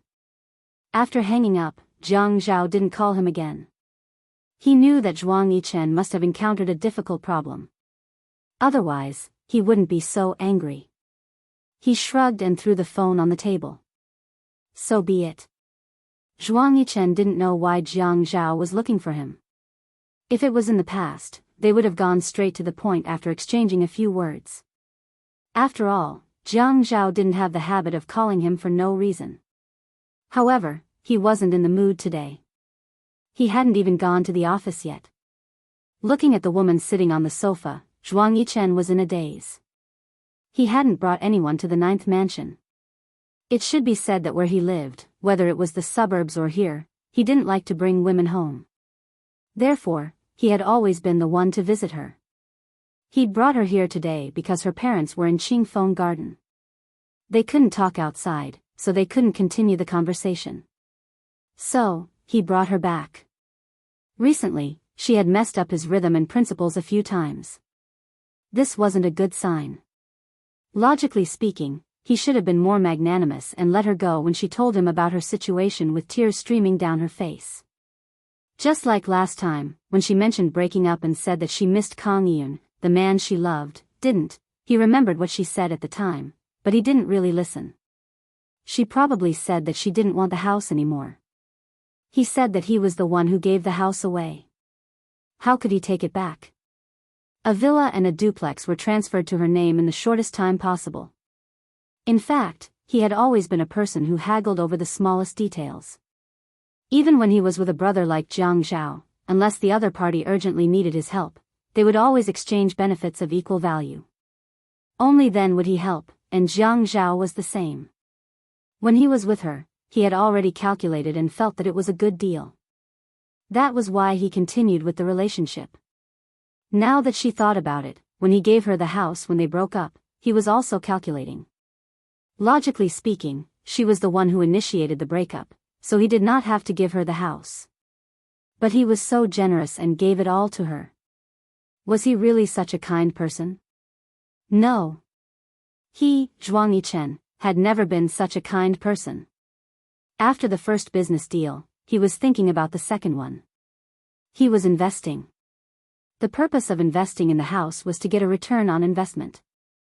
What he wanted in return was for this woman to think of him when she lived in the house he gave her, and not to run into another man's arms as soon as she turned around. He had always known that she was a cold person, but he still made this investment. This was the risk investment that often existed in their circle. It was too risky to invest capital in such a woman. If they were not careful, they would lose everything. He had taken a liking to this business and decided to invest in it because they had a foundation of nearly 4 years. During these 4 years, she had been very obedient. Every time he found out about her methods of rejecting those suitors, he could not help but clap his hands and applaud. After they broke up, she did not think about the past. She only wanted to throw herself at Kang Yun. She could not understand why. After being separated for so many years, what feelings could they have for each other? Tell me, what do you want so that you won't cause trouble? Ever since he brought Xiaoya home, Zhuang Yichen's tone became much gentler. Do I look like I'm causing trouble? Why don't I wait until I get married and then have an affair with you behind my husband's back? What do you think of this plan? But I have to be clear. When I sleep with you, you have to wear a condom. Otherwise, when the child is born, we won't know who the father is. Also, when I get pregnant, I won't be able to sleep with you for a long time. You can't blame me. During the pregnancy, you have to be careful. Don't do strenuous exercise. If Xiaoya said this in her usual arrogant manner, one would know that it was pure nonsense. But at this time, she was sitting on the sofa with her head lowered, twisting her fingers. Her voice was slow and monotonous, and she looked very tired. The more she was like this, the more serious she looked. Zhuang Yichen was so angry that his lungs were about to explode. He originally pressed Xiaoya down on the sofa and pulled a chair to sit opposite her. He just looked at her like this. At this time, he suddenly stood up. When he straightened his leg, he pushed the chair back. When he lifted his leg, he lost his balance and almost tripped himself. At this time, all the fire was directed at the innocent chair, and the clean living room became a mess.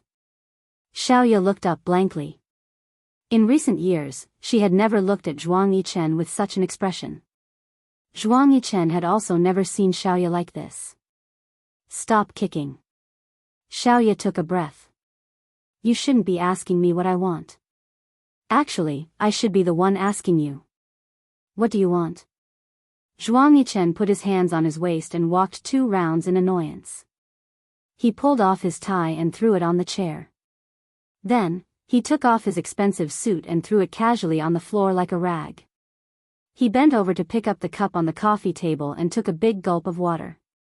Finally, he said, "You're not allowed to get married.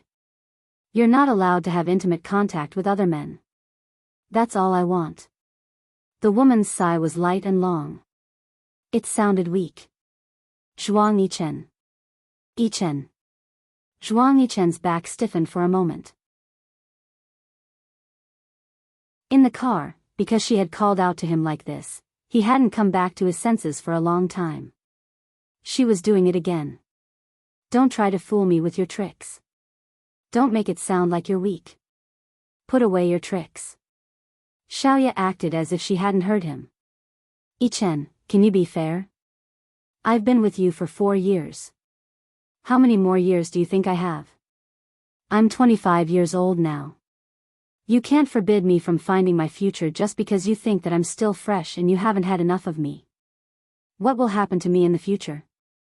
I've been with you for 4 years. Can you really bear to see me grow old and never be able to get married?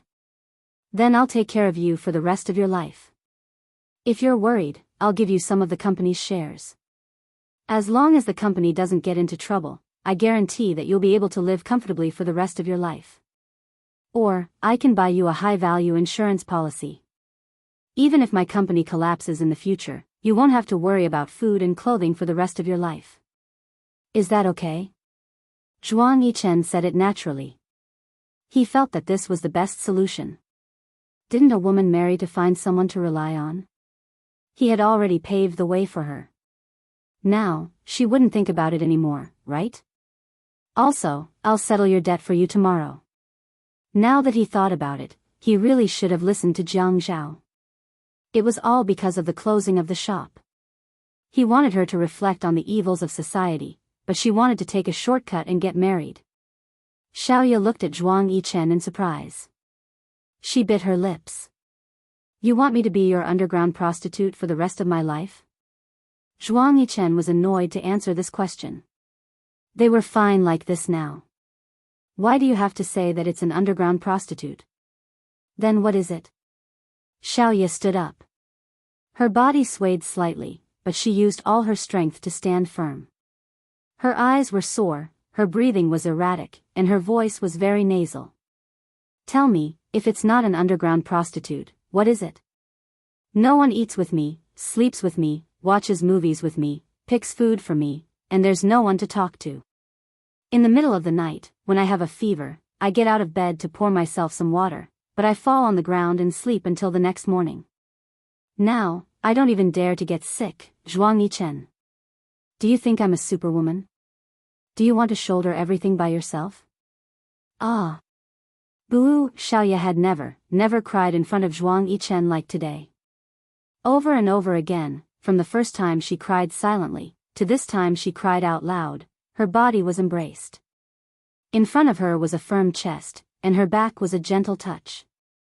Her head was slowly rubbed by the man's big hand. The voice above her head was slightly hoarse, but every word was as sharp as a knife. Xiaoyao, let's do this for now. This is the only thing we can do now. Explain to your parents and tell them to stay away from Kongyun. Xiaoyao, although I can't guarantee that I will accompany you every day, I can guarantee that if you dare to get involved with Kongyun, you will only hurt him. I don't want you to hate me. I don't care how deep your relationship was in the past, but if he touches my woman, I will let him die. Even his corpse will not be found. Xiaoya suddenly quivered. Lips. Kisses. Her clothes were slowly stripped off. She was carried by the waist, and the man on top of her pressed down. It was the first time she slept in Zhuang Yichen's bed. For Xiaoya, it was a different experience. It was as if this was a different world.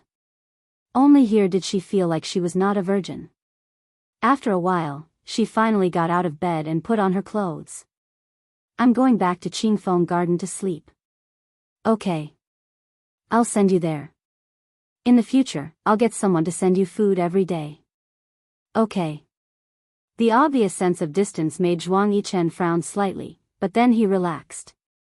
He was still wearing his shirt. I'll get Uncle Li to contact you. Tell him what dishes you like to eat. Okay. Xiaoya just agreed. After sending Xiaoya off, Zhuang Yichen came out of Qingfeng Garden. He dialed Jiang Zhao's cell phone. Brother Zhao, what's up this afternoon? You've settled things? Yes. Yichen, I have something to discuss with you. Go ahead. Yun Hongwei had borrowed a sum of money from Ouyang Yu in the past, and when he got this sum of money, he naturally went through the unspoken rules. If I want to disassociate this sum of money from bribery, what should I do? Jiang Zhao's words were probing. He knew how to graft, but someone had to be willing to take the fall. Zhuang Yichen parked the car by the side of the road and thought about Jiang Zhao's words. Brother Zhao, I think it might be because Yun Hongwei is your father-in-law that you're so cautious and can't use your fists and feet. Actually, we all know that it's impossible to expose his case. If the mastermind behind it is exposed, we can't afford to offend him. But if we want to destroy Ouyang Sheng, now is the best time. Yun Hongwei has been in a deep coma. Even if we expose all the small things, he'll still be safe. Also, I suggest that we cut down all the thorns on the road while he's in a deep coma. We can't even give them a chance to breathe. I can cooperate with you. Zhuang Yichen's words were ruthless and decisive. They suddenly cleared up Jiang Zhao's mind. Sure enough, he was too restrained to think things through. Come and see, Hongcha 866.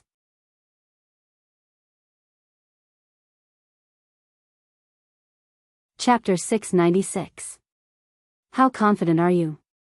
Jiang Zhao's meaning was very clear. There were more than 1 or 2 thorns on this road.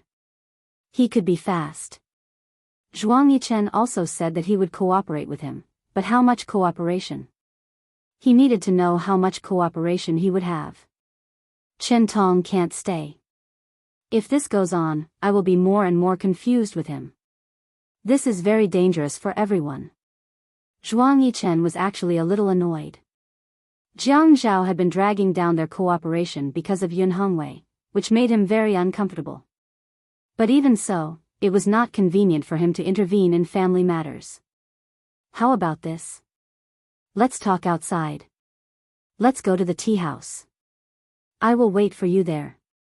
Okay. In the tea house, the sound of the guzheng and pipa was like smoke, lingering in the air and not dispersing. In the small private room, Zhuang Yichen and Jiang Zhao were washing the tea set and boiling tea. Brother Zhao, I don't think it's impossible. What's the way to bypass this? Jiang Zhao's voice was as serious as his expression. I don't think it's too much. Jiang Zhao sighed almost inaudibly. Yin Yu really hopes that Yun Hongwei will wake up soon. If the treatment is delayed, it won't work. Zhuang Yichen always liked to do things quickly and ruthlessly. If he had to lay low, it was because he had no other choice. Therefore, before a man's great career was accomplished, he must not have any encumbrances. Jiang Zhao was a good example. He could have cleared the road long ago, but because of Yun Yi, a woman, he had made it so that it was neither up nor down. If they hadn't known each other for so many years, he would have told him the source of his dissatisfaction. Why not? When Yun Hongwei wakes up, can you let go of your fists and feet to deal with your enemies? What he did later will tie you down bit by bit. Now, you just ask the hospital to stop the treatment for him for a period of time. It's not that you won't do it in the future.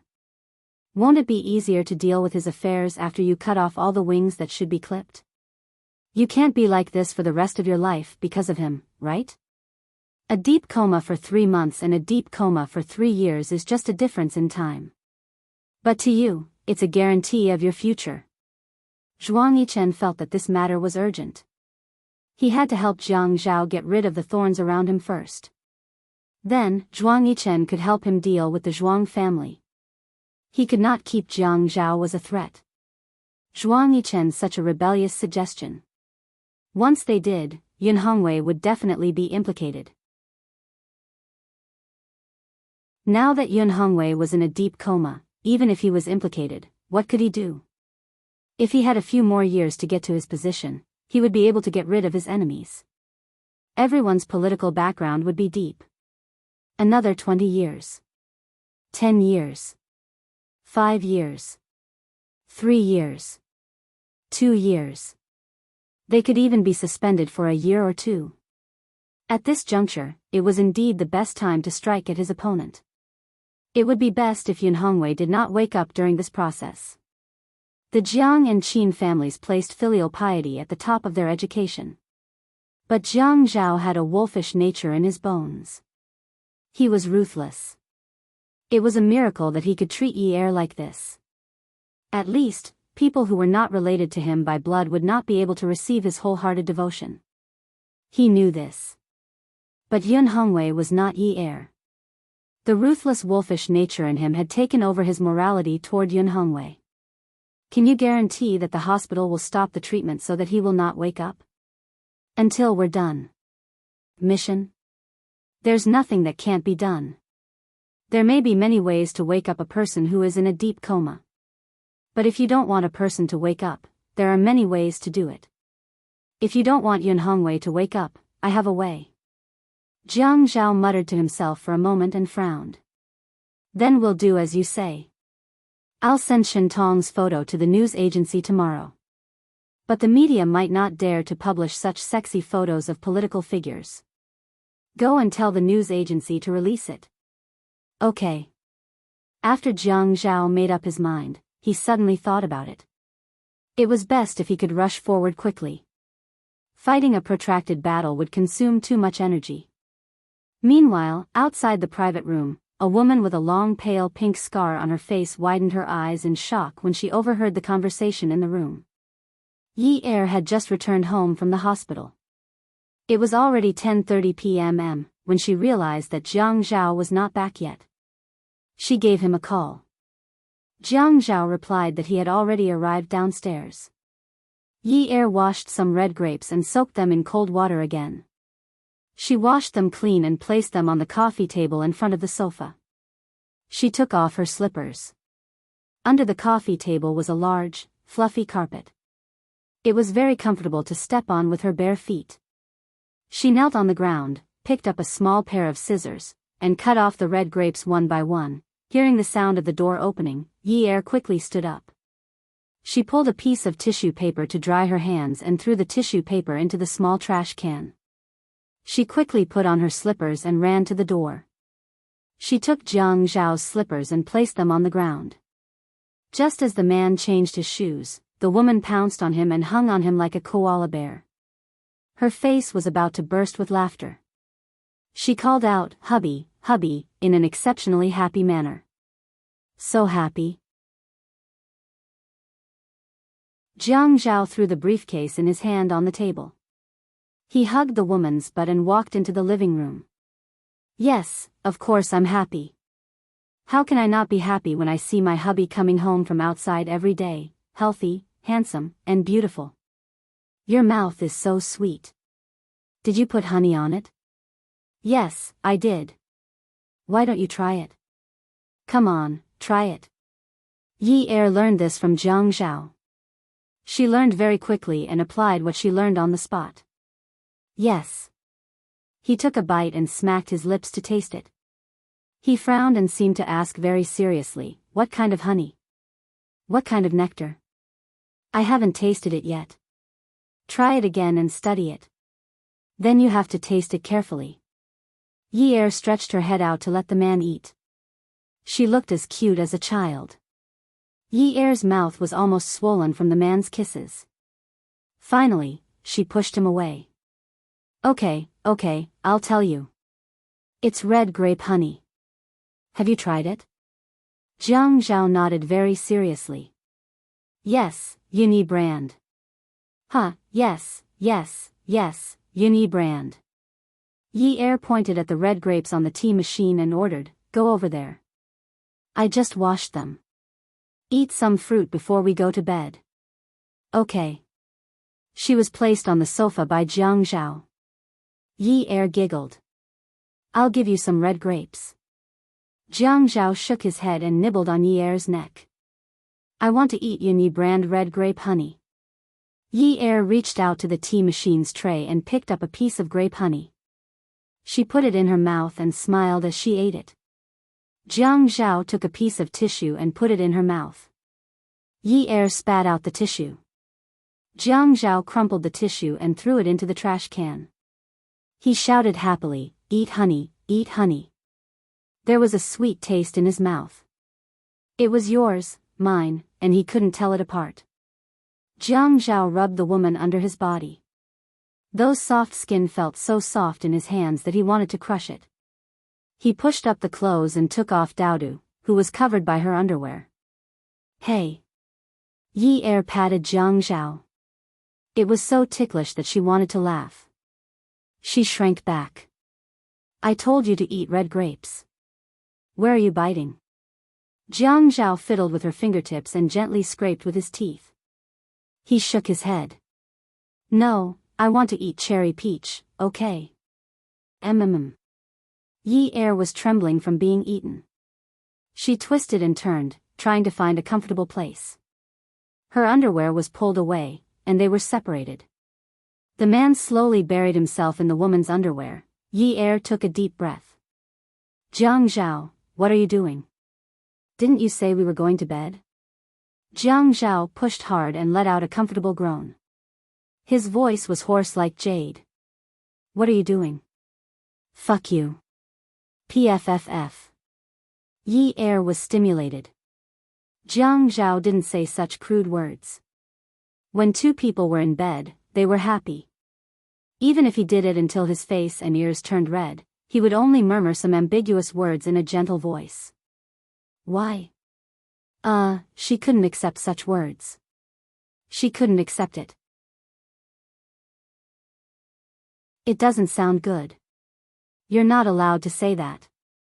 Huh? Isn't it? Wave after wave, he repeatedly asked.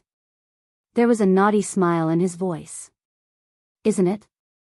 Yi Er couldn't take it anymore and could only admit defeat. Yes, yes, yes, you're right. The moon was high in the sky. The two of them moved to the bedroom. Yi Er was lying on Jiang Zhao's body. Her eyes were curved into crescents. Her bright mood and happiness were written in her eyes. Hubby, I went to see Dad tonight. The doctor said that Dad's condition is getting better and better. I'm so happy. Jiang Zhao was originally caressing the woman's smooth back with his eyes closed in enjoyment. At this moment, his hand froze. Suddenly, he opened his eyes and looked at Yi Er, his gaze fixed on her. Her eyes didn't come back to their senses for a long time. There was a ball of anger in her heart. The hand behind her lifted up and caressed her forehead. He touched her and said in a suppressed voice, Yin Yi, huh? Jiang Zhao felt that the atmosphere was a little serious, so he put on a shameless smile. If one day you had to choose between your father and me, who would you choose? When Yi Er saw Jiang Zhao like this, she couldn't help but snort. She slapped his chest and asked him, if your mother and I fell into the river, who would you save first? Welfare, Hongcha 866.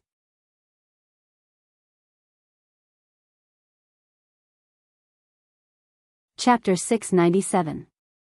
Jiang Zhao could almost feel his eyebrows knitting together. Let's save them together. One of us will carry them while the other will carry them. I know how to swim. Yi Er kissed Jiang Zhao on the cheek. Huh, okay. After Yi Er fell into a deep sleep, Jiang Zhao began to toss and turn, unable to fall asleep. He quietly got out of bed and went to the balcony outside. At this time, the weather was not as cold as before, but the night was as cold as water, and the wind was still somewhat bone-chilling. He lit a cigarette and took a deep breath. The orange light instantly brightened up the man's face, and he could clearly see that his handsome eyebrows were deeply furrowed and his expression was serious. He had asked Yi Er purely unintentionally. It was one thing for a person to have confidence, but confidence did not mean that they would succeed 100%. It meant that even if they did not succeed, they could still afford to lose. He did not have 100% confidence, but this time, he might not be able to afford to lose. Zhuang Yichen's words constantly reminded him that he had indeed been stagnant for too long. Ever since he got together with Yi Er, he had indeed retreated a lot because he cared too much about this family. He was a little lazy, and this laziness made Zhuang Yichen very dissatisfied. In fact, he could feel Zhuang Yichen's dissatisfaction, but since they were not together, it was also a form of trust. Originally, the matter with the Zhuang family should have been put on the agenda long ago, but because Qintong was a stumbling block, they could not take that step forward. In the past, he was afraid that if these people were involved, it would make Yun Hongwei's matter more and more difficult. Zhuang Yichen was right. At most, Yun Hongwei would be guilty of bribery. Now that he was in a serious coma, even if he was sentenced, it would not be a death sentence. If it was not a death sentence, then he would have to continue receiving treatment. Human rights were there.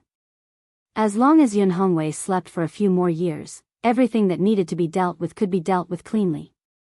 Jiang Zhao took another deep breath of the cigarette.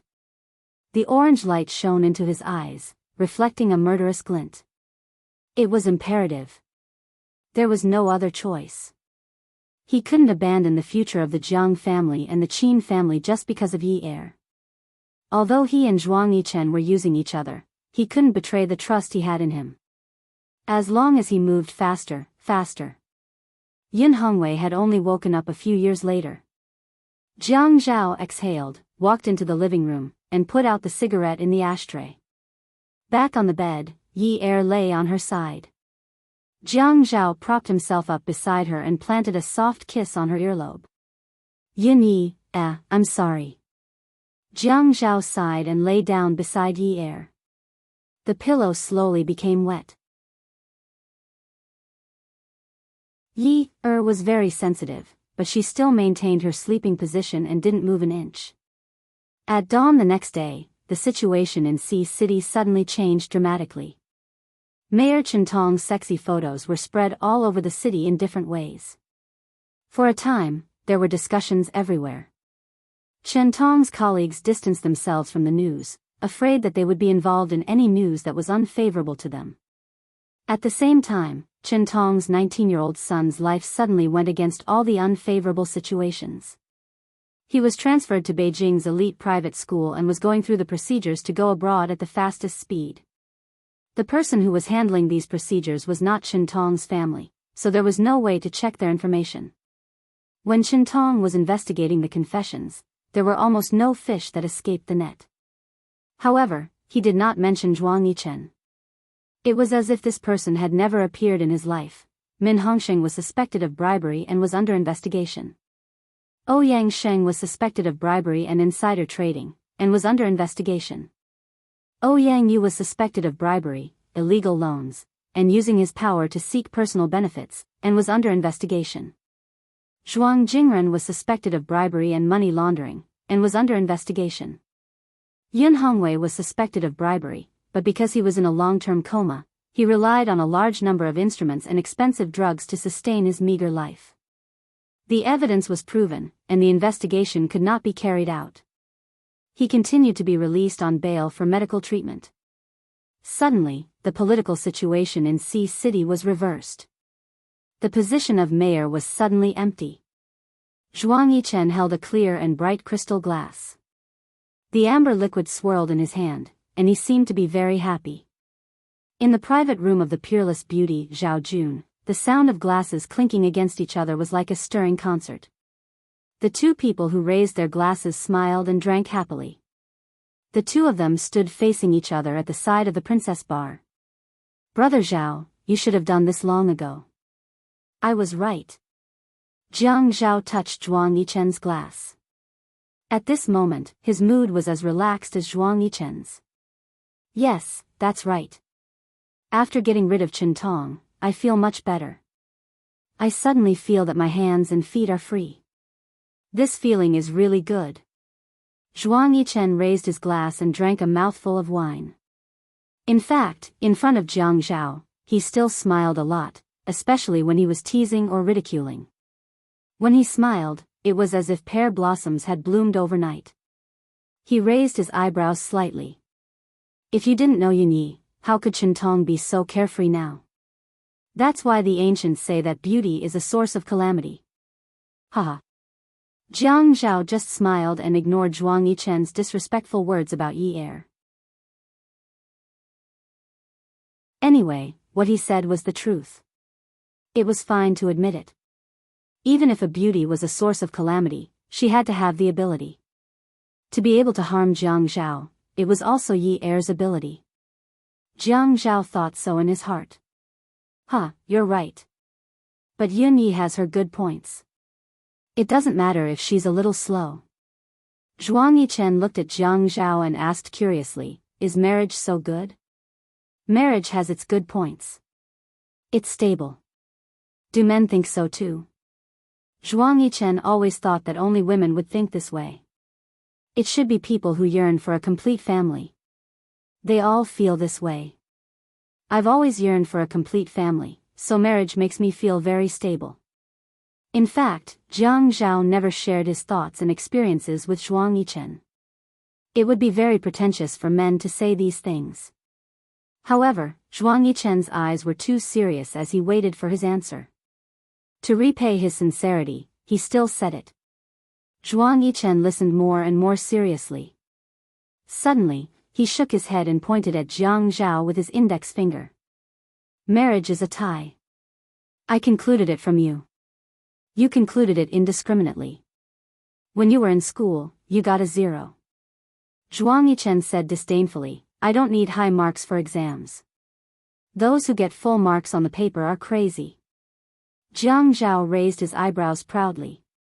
Are you talking about me? Zhuang Yichen laughed out loud.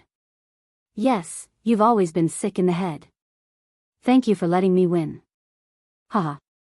Jiang Zhao laughed impudently. But let me tell you, my grades in primary school were very bad, so when my brain was building the foundation, it didn't have any illness. Even if I got sick later, it could be cured. As long as I wasn't born sick, it wasn't a serious illness. Haha. Haha.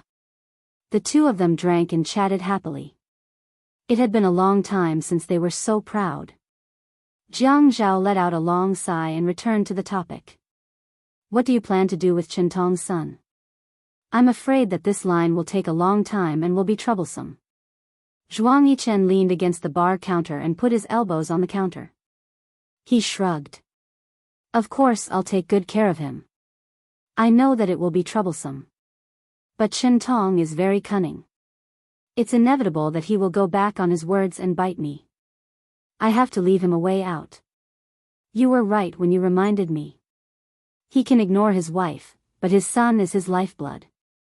He won't ignore him. With this chess piece in my hand, I'll use both the carrot and the stick. As long as Chintong dares to drag me down, his son will suffer. He's very smart. He won't do that. Jiang Zhao was standing beside Zhuang Yichen. He raised his elbow and nudged him. Good fellow, will you do the same thing behind my back? Zhuang Yichen raised his chin and pretended to look at Jiang Zhao contemptuously. He snorted. You have to be careful. Don't make a move behind my back.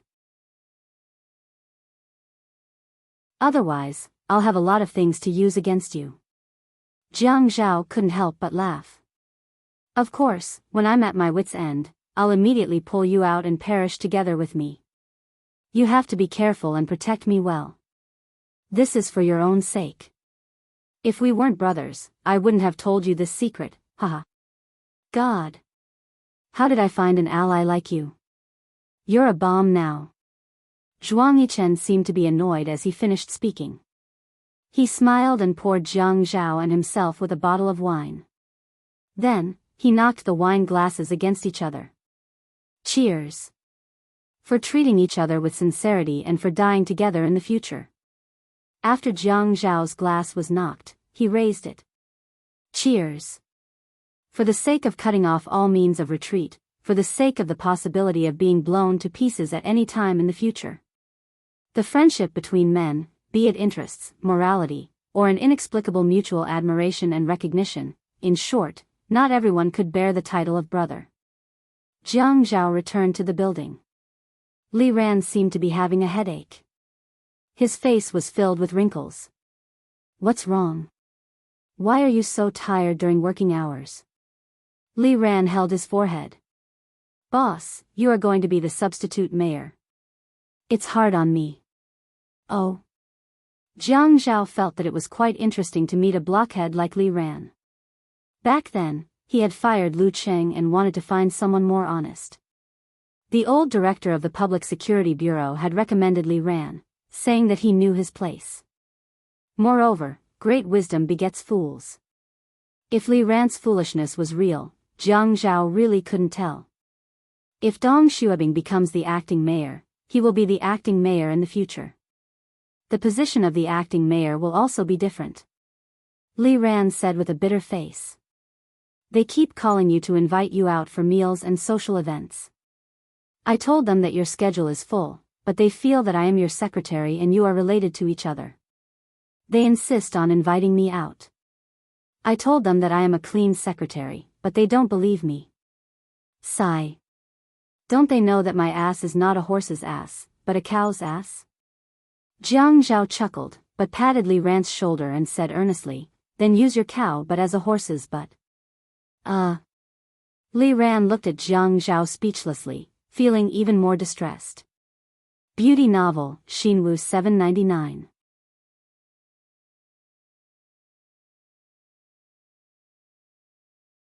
Chapter 698. Boss, what should I do in the future? Li Ran asked. Tell them that a document has been issued from the top recently. Fight corruption and promote integrity. Tell them to work overtime every day and don't have time to socialize. They will be stupid if they don't understand this hint. Jiang Zhao said and returned to his seat. Li Ran suddenly laughed. Boss, how come you're so smart? Why didn't I think of this? I will know how to reject them in the future. But you still have to entertain others. You can't reject everyone. You should learn from them. Jiang Zhao opened his pen and looked at Li Ran.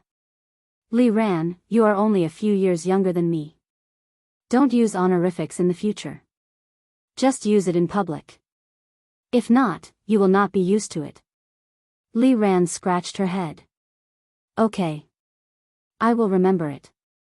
After Li Ran left the office, Jiang Zhao understood what the old bureau chief said about Li Ran. The so-called great wisdom attracts the foolish was because some people were hiding their intelligence.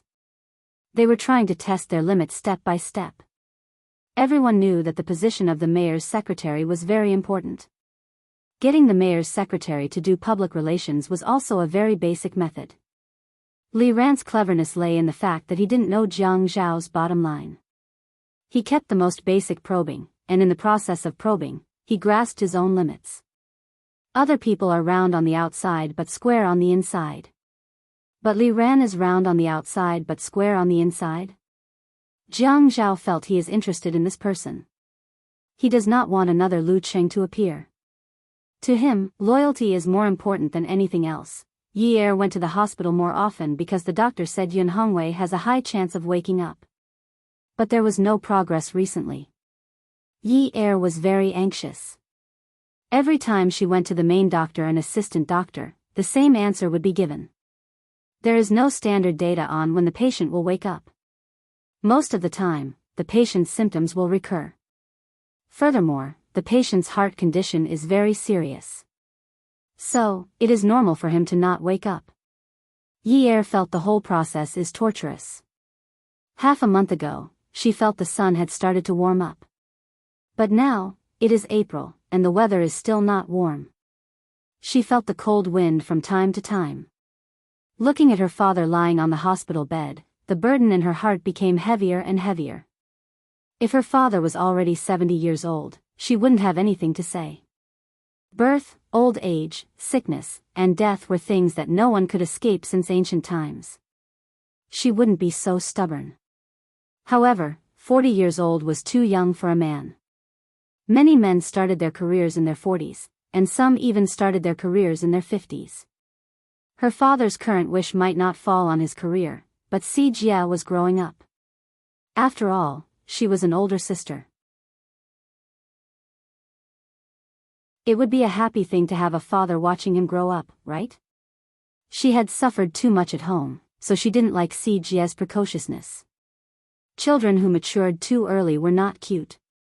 They were really not cute. They would always make people feel pity for them. Si Jia was like that. She felt that Si Jia was very pitiful. Doctor, although there is no hard data to prove that my father can wake up, at the very least, the situation should be developing in a good direction, right? Why do I feel like something's not right? The doctor looked at Yi Er. With his hands in his white coat, he said, Mrs. Jiang, for such a critically ill patient, many things are actually normal. Some things will suddenly get worse when they suddenly get better.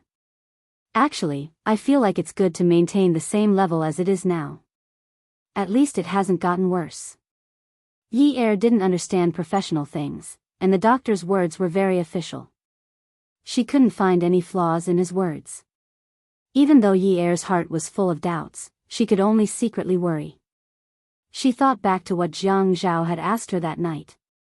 If she had to choose between him and her father, who would she choose?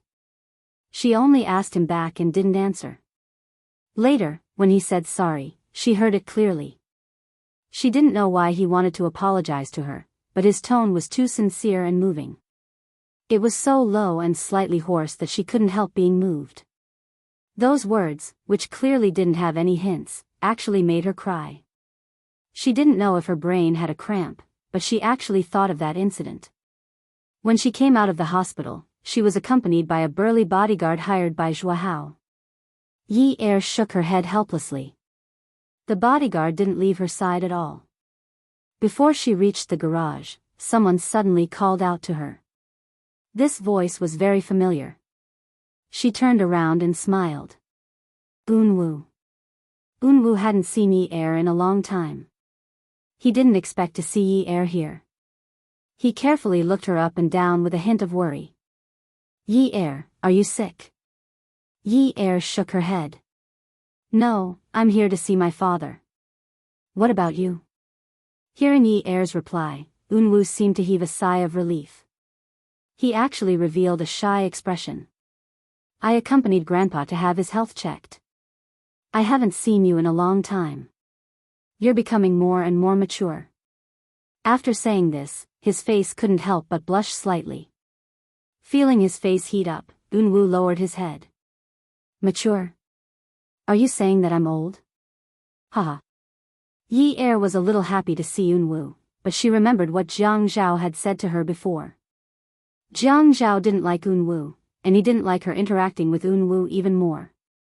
Did all women have to lose their friends of the opposite sex when they got married?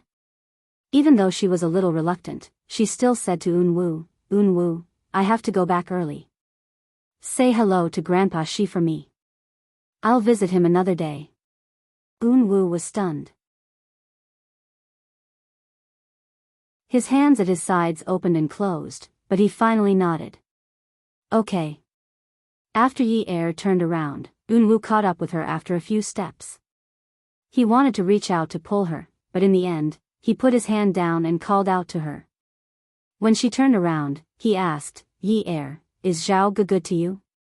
Yi Er looked at Unwu. Looking at his clear eyes, she felt as if a flower had bloomed in her heart. In the end, her eyes curved into a sweet crescent moon. Him? He's very good to me. Unwu was momentarily stunned.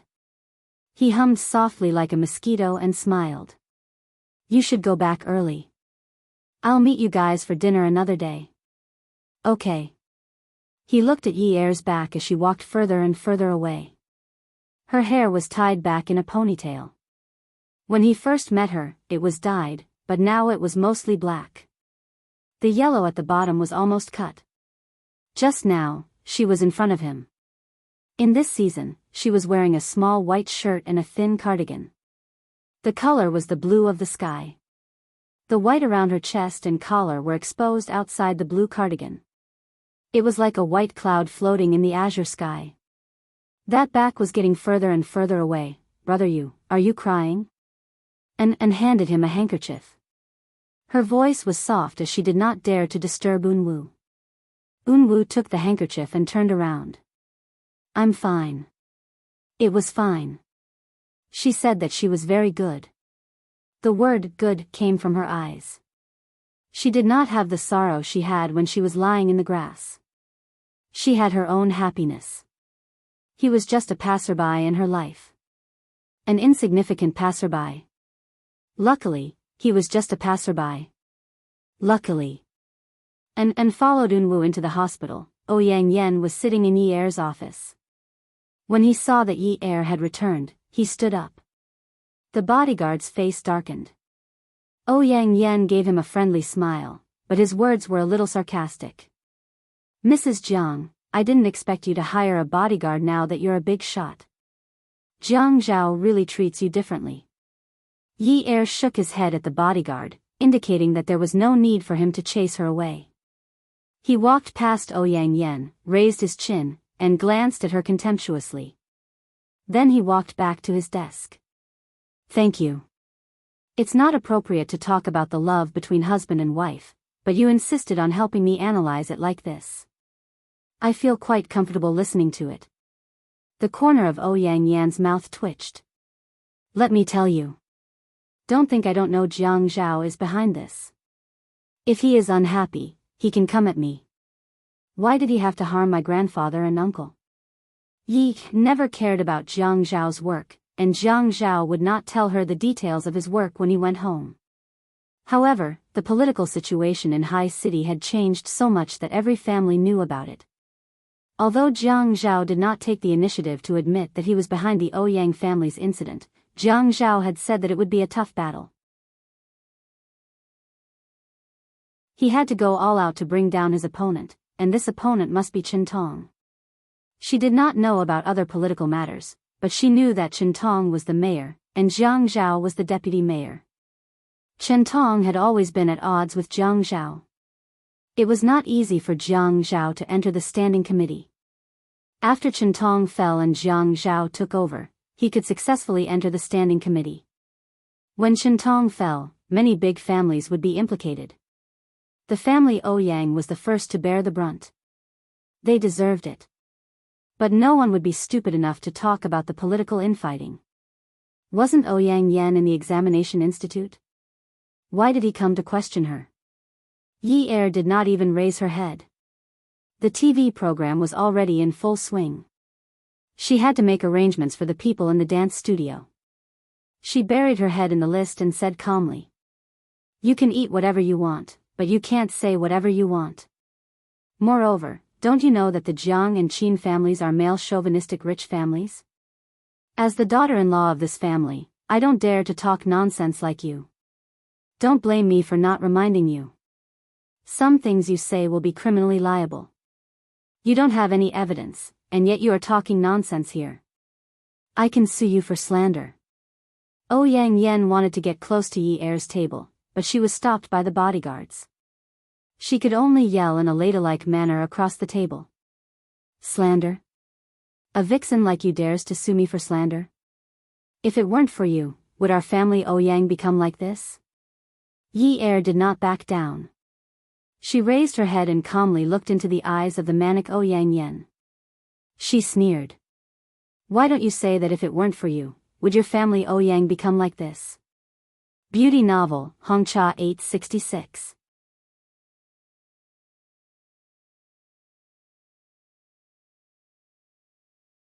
Chapter 699. Ouyang Yan had long realized that all the changes had something to do with Jiang Zhao, and Jiang Zhao's actions were entirely because he was still brooding over the previous incident. But even if she had a vague guess, she was unwilling to be confirmed. At this moment, Yi Er's words were undoubtedly cutting her fair skin with a knife. She had been pampered since she was young, and she couldn't accept that it was her own selfish desires that caused her family to fall. "Yun Yi. Let me tell you, a woman like you will suffer retribution." She couldn't win against the bodyguard's strength, so she could only vent her dissatisfaction with her words. Yi Er's eyes darkened slightly as she looked down. She said lightly, "Thank you, Miss Ouyang, for your concern. See, you and Jiang Zhao won't have a good ending. You're a burden. What benefits have you and Jiang Zhao brought to him? Don't talk about benefits. You're just a poor person who can't do anything right." Ouyang Yan was trying her best to be sarcastic. Yi Er was still burying her head in the circle, but the hand holding the pen had turned white.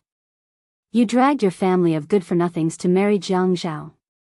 Your father has a lot of dirty things behind his back.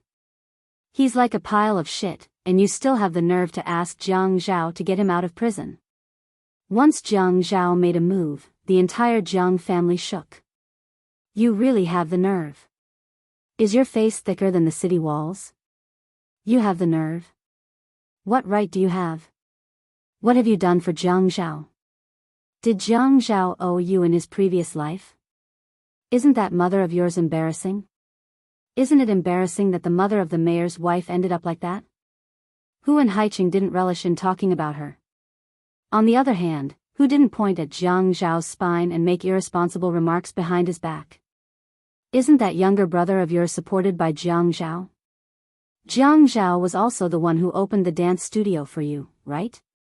You even went on TV shows? Jiang Zhao was a sucker. He must be an idiot to marry a useless woman like you. Ouyang Yan had finally turned himself into the kind of woman he used to hate the most, a shrew. Yi Er could hear the Ouyang Yan's roars echoing in her ears. She couldn't hear what he was saying as her ears were buzzing. When she looked up, she saw the Ouyang Yan's face was distorted and he was shouting something at her, but she couldn't hear anything. Throw her out. When Yi Er lowered her head, her voice was not loud. Even she felt that her voice was very soft. She was afraid that the people in the room could not hear her, so she shouted, "Throw her out." Yi Er was walking on the street in a daze. The bodyguards were keeping a distance from her. She said she wanted to walk by herself for a while. His neck tilted backward until it could not be tilted any further. His head seemed to be very heavy, and the Yunyi in the sky was all blurry and misty. She wanted to save her father. There was nothing wrong with that, right? This was her motive for getting close to Jiang Zhao. However, she did not expect that her motive would become so impure in the end. She really hoped that there would be some wind at this moment to blow away some of the clouds in the sky. Then, there would be some dark clouds and heavy rain. She would just stand here and let the storm wash her clean, washing her until she was 17 years old. At that time, the Yun family had not declined. Her father was a modest and elegant businessman. Her mother was the wife of a wealthy family. Her younger brother was smart, cute, innocent, and smart. At that time, she was the miss of the Yun family. She lived a life of luxury and did not have to do anything. She went to and from elite schools and was picked up by expensive cars. She went to banquets with her classmates in groups of 3 or 5. Everyone called her Miss of Yun University. At that time, although the Yun family and the Jiang family were still far apart, at least they were well matched in terms of social status. At least she was not a burden. The phone in her handbag was ringing and ringing. It went from a blurry ringtone to a clear ringtone. She did not know how many times it had rung. However, when she picked up the phone, the man on the other end sounded anxious. Yun Yi. What's wrong? Ah, Zhao. When she picked up the phone, she did not even look at the caller ID. When she heard the man's voice, she could not help but smile. Do you miss me? Let go of her hand. The man did not seem to like her acting coquettishly. He was still angry. You're still in the mood to joke around? Why didn't you pick up the phone for so long? Did something happen? A warm feeling rose in her heart. I'm on the street outside. I didn't hear you. Don't be angry. Which street are you on? I'll pick you up. She looked at the position of the sun in the sky and held the phone in front of her. The time was displayed at the top of the screen. She put the phone to her ear again. What's the matter? It's not time to get off work yet. Grandpa is having dinner with the Han family tonight. In order to make it seem official, everyone in the family has to attend. The Han family? The Han family that has a marriage agreement with Shenxian? Yes.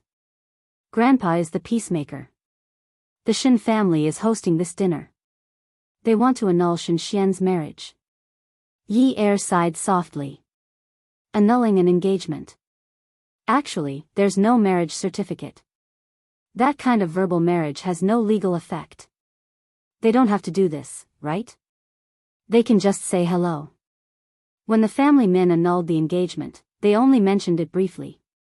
It's not the same. After Jiang Zhao picked up Yi Er, he sat in the car and continued what they had discussed on the phone. This is not an ordinary family annulling an engagement. It has no legal effect, but it will hurt the harmony between the families. The Shen family is most afraid of hurting the harmony between the families. The Shen family has already suffered a lot because of Shen Xian's dowry. How can they offend the other families? Yi Er's hand was still nestled in Jiang Zhao's dry and warm hand.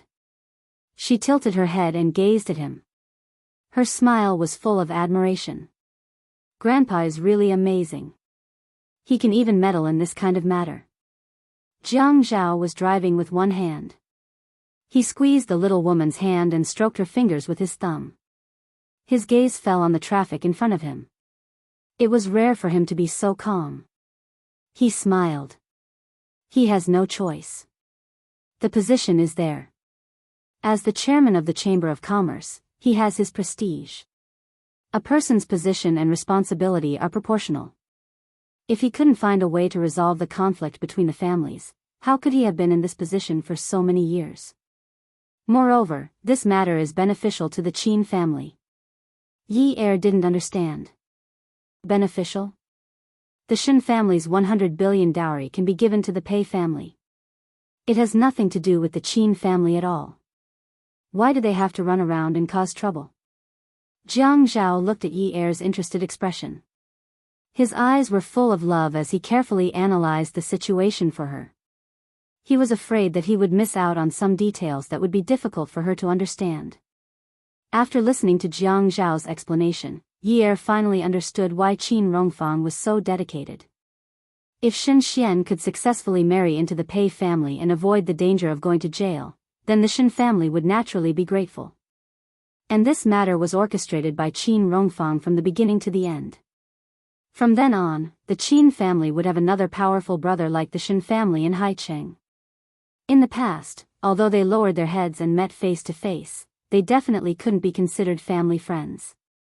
Now, it was different.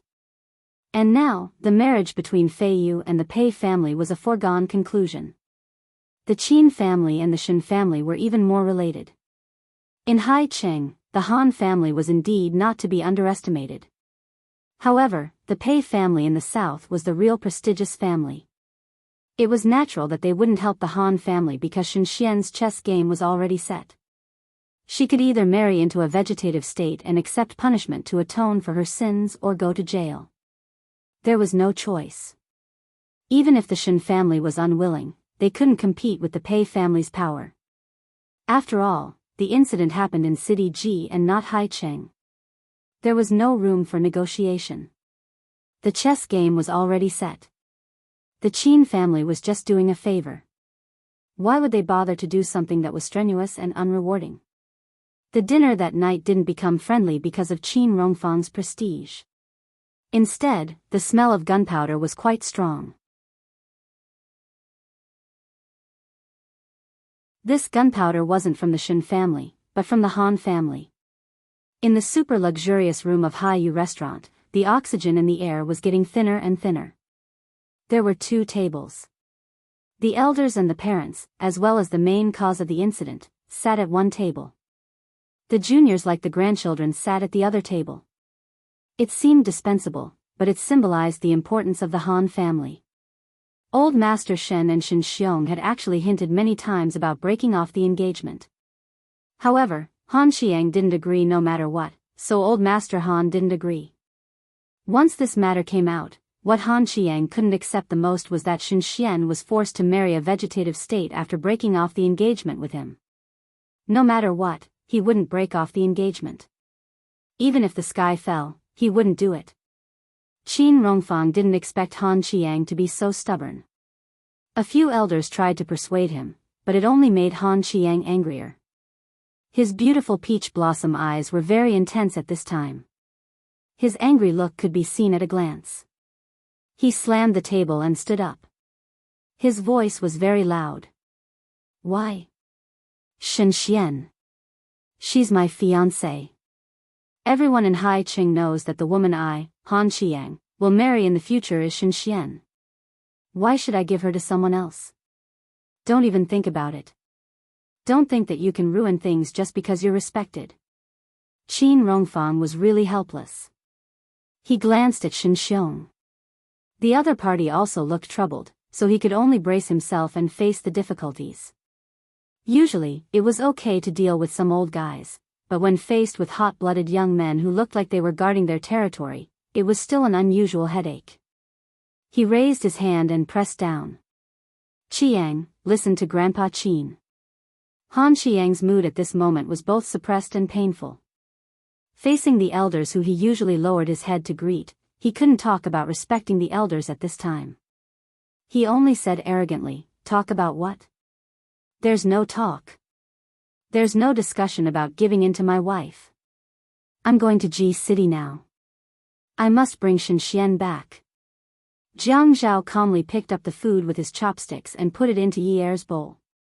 As if he didn't hear the argument at the table behind him, he put his left hand on Yi Er's leg and rubbed it. He said gently, if you don't eat something now, you'll definitely be hungry later. Add Songshu 566.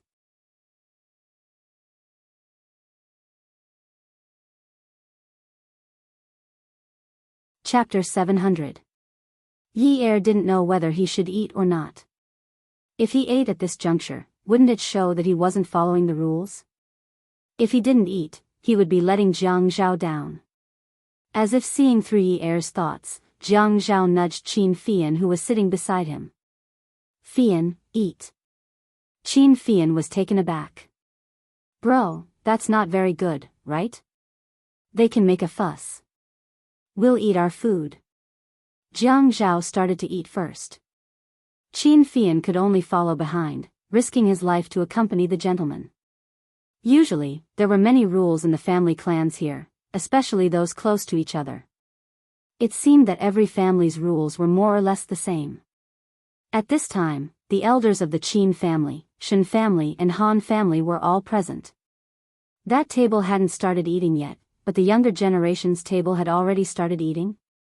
Shen Kai, who had been thinking about something troubling him, also raised his chopsticks. Eat, eat.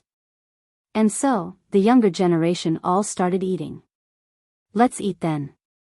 Fei Yu was sullen the whole time, only eating in small bites. Qin Fian couldn't help it. He asked Fei Yu if she had something on her mind. Fei Yu only shook her head, then said that she was revising her lessons, not communicating with him. A girl's thoughts were hard to guess. The younger generation at the table all picked up their chopsticks, but the background of the table behind them suddenly changed, as if the surging heavy metal music had suddenly turned into a mournful arrow. Shen Xiong was the least spirited one. He was holding a handkerchief tightly in his hand, trembling unsteadily. In his somewhat dark eyes, there were some tears. He wanted to speak a few times, but because he was afraid that he would be too sad, he couldn't open his mouth.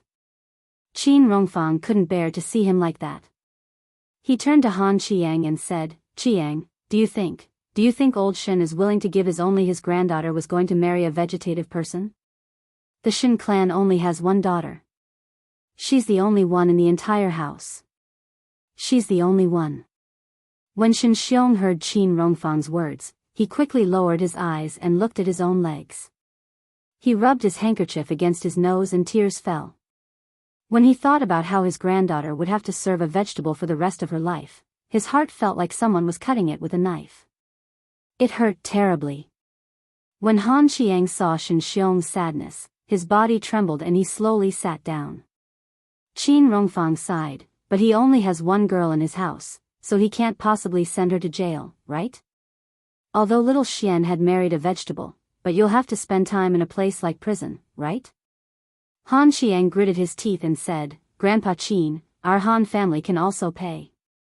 I want to get Shen Xian back. Qin Rongfang could see that Han Chiang cared about Shen Xian very much.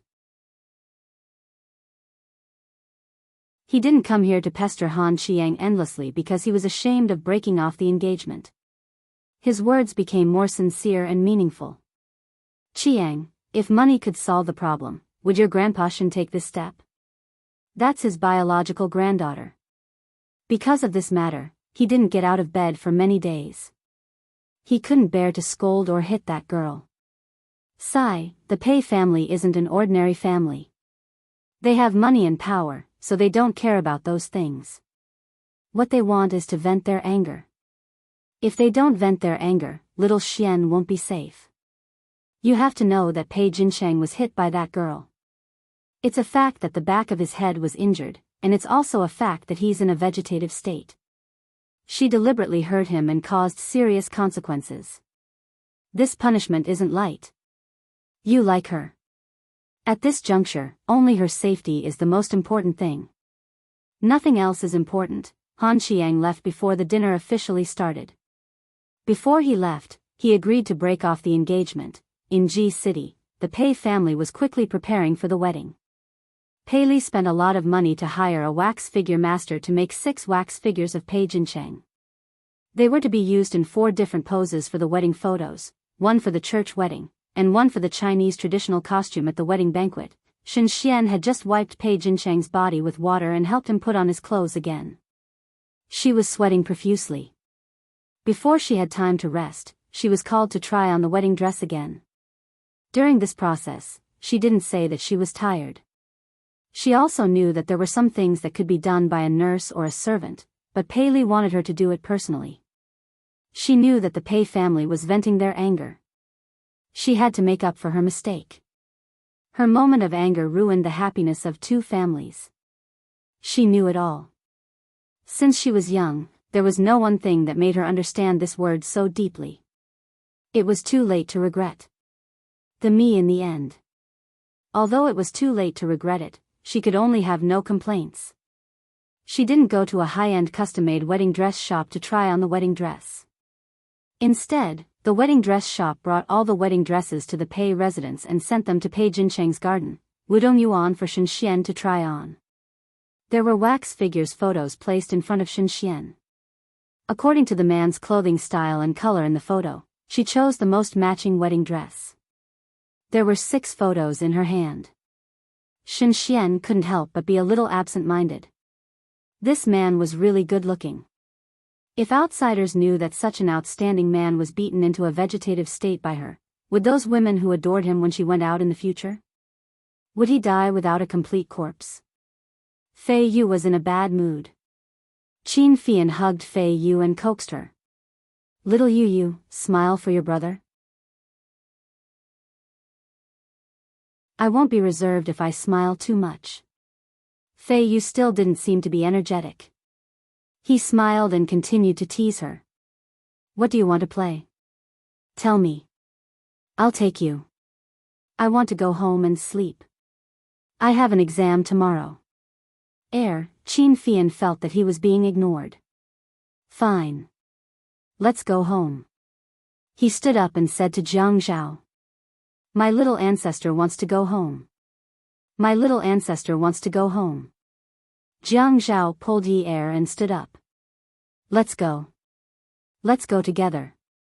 They should also leave. The few elders stayed behind to continue the discussion.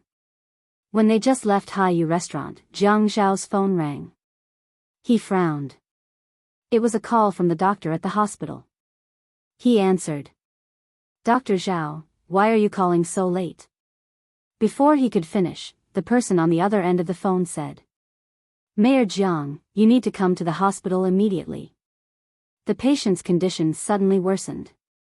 Her heart rate suddenly became weak. I'm afraid she might not be able to get through this. Jiang Zhao's face darkened. Yi Er, who was beside him, had stood on his tiptoes to eavesdrop on Jiang Zhao when he heard the words Dr. Zhao. At this time, his legs went soft, the car sped through the hazy and chaotic night. Yi Er didn't say anything. She appeared to be very calm, unusually calm. Jiang Zhao took a deep breath for a long time before he dared to exhale. His mind was filled with uneasiness, and his brain was in a mess. When they reached the hospital, Jiang Zhao ran faster than Yi Er. He was worried about something. Yi Er was still sitting quietly on the bench along the corridor. She looked at Jiang Zhao, who was pacing back and forth in front of her. She smiled. Ah, Zhao, sit down for a while. It's okay. Don't worry. When Jiang Zhao saw Yi Er's smile, he felt a sharp pain in his heart.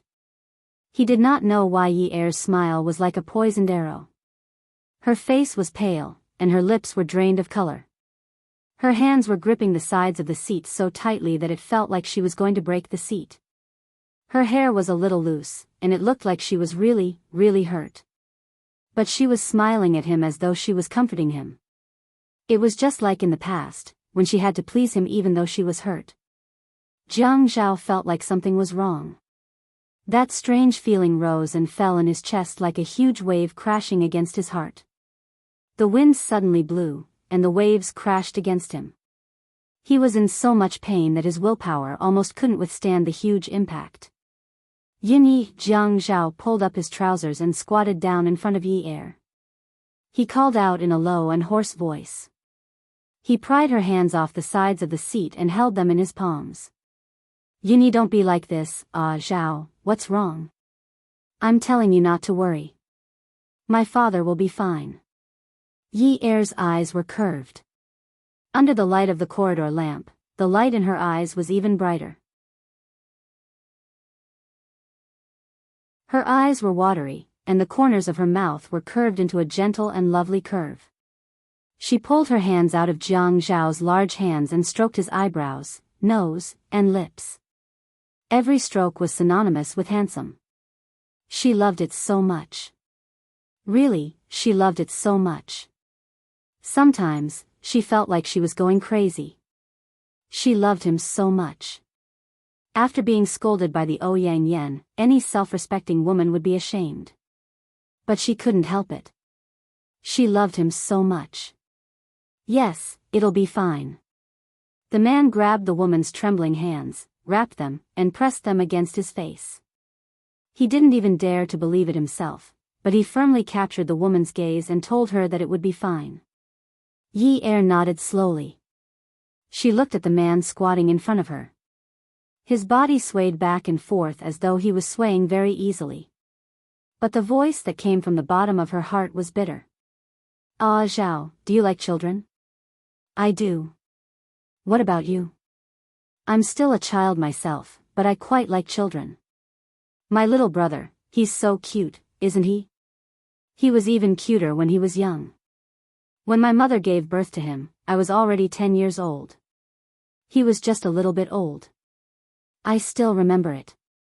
Really, he was just a little bit old. The first person my little brother would call wasn't Daddy or Mommy. The first person he would call was Big Sister.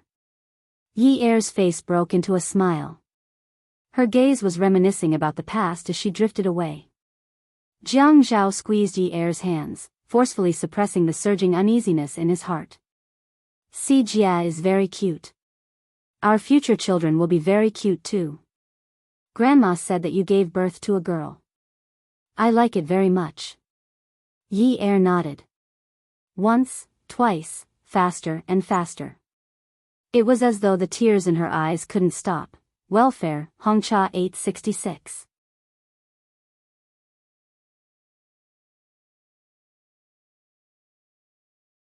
Chapter 701. Yin Yi, I'm sorry. He put his hand to his lips. He didn't know how inappropriate his words were. He lowered his head and muttered repeatedly. Hearing this apology again, Yi Er's heart trembled violently. She shook her head. She wanted to distract herself, but the face in front of her was her husband, and then her father. That sentence hovered in her ears. Who are you going to choose? Who are you going to choose?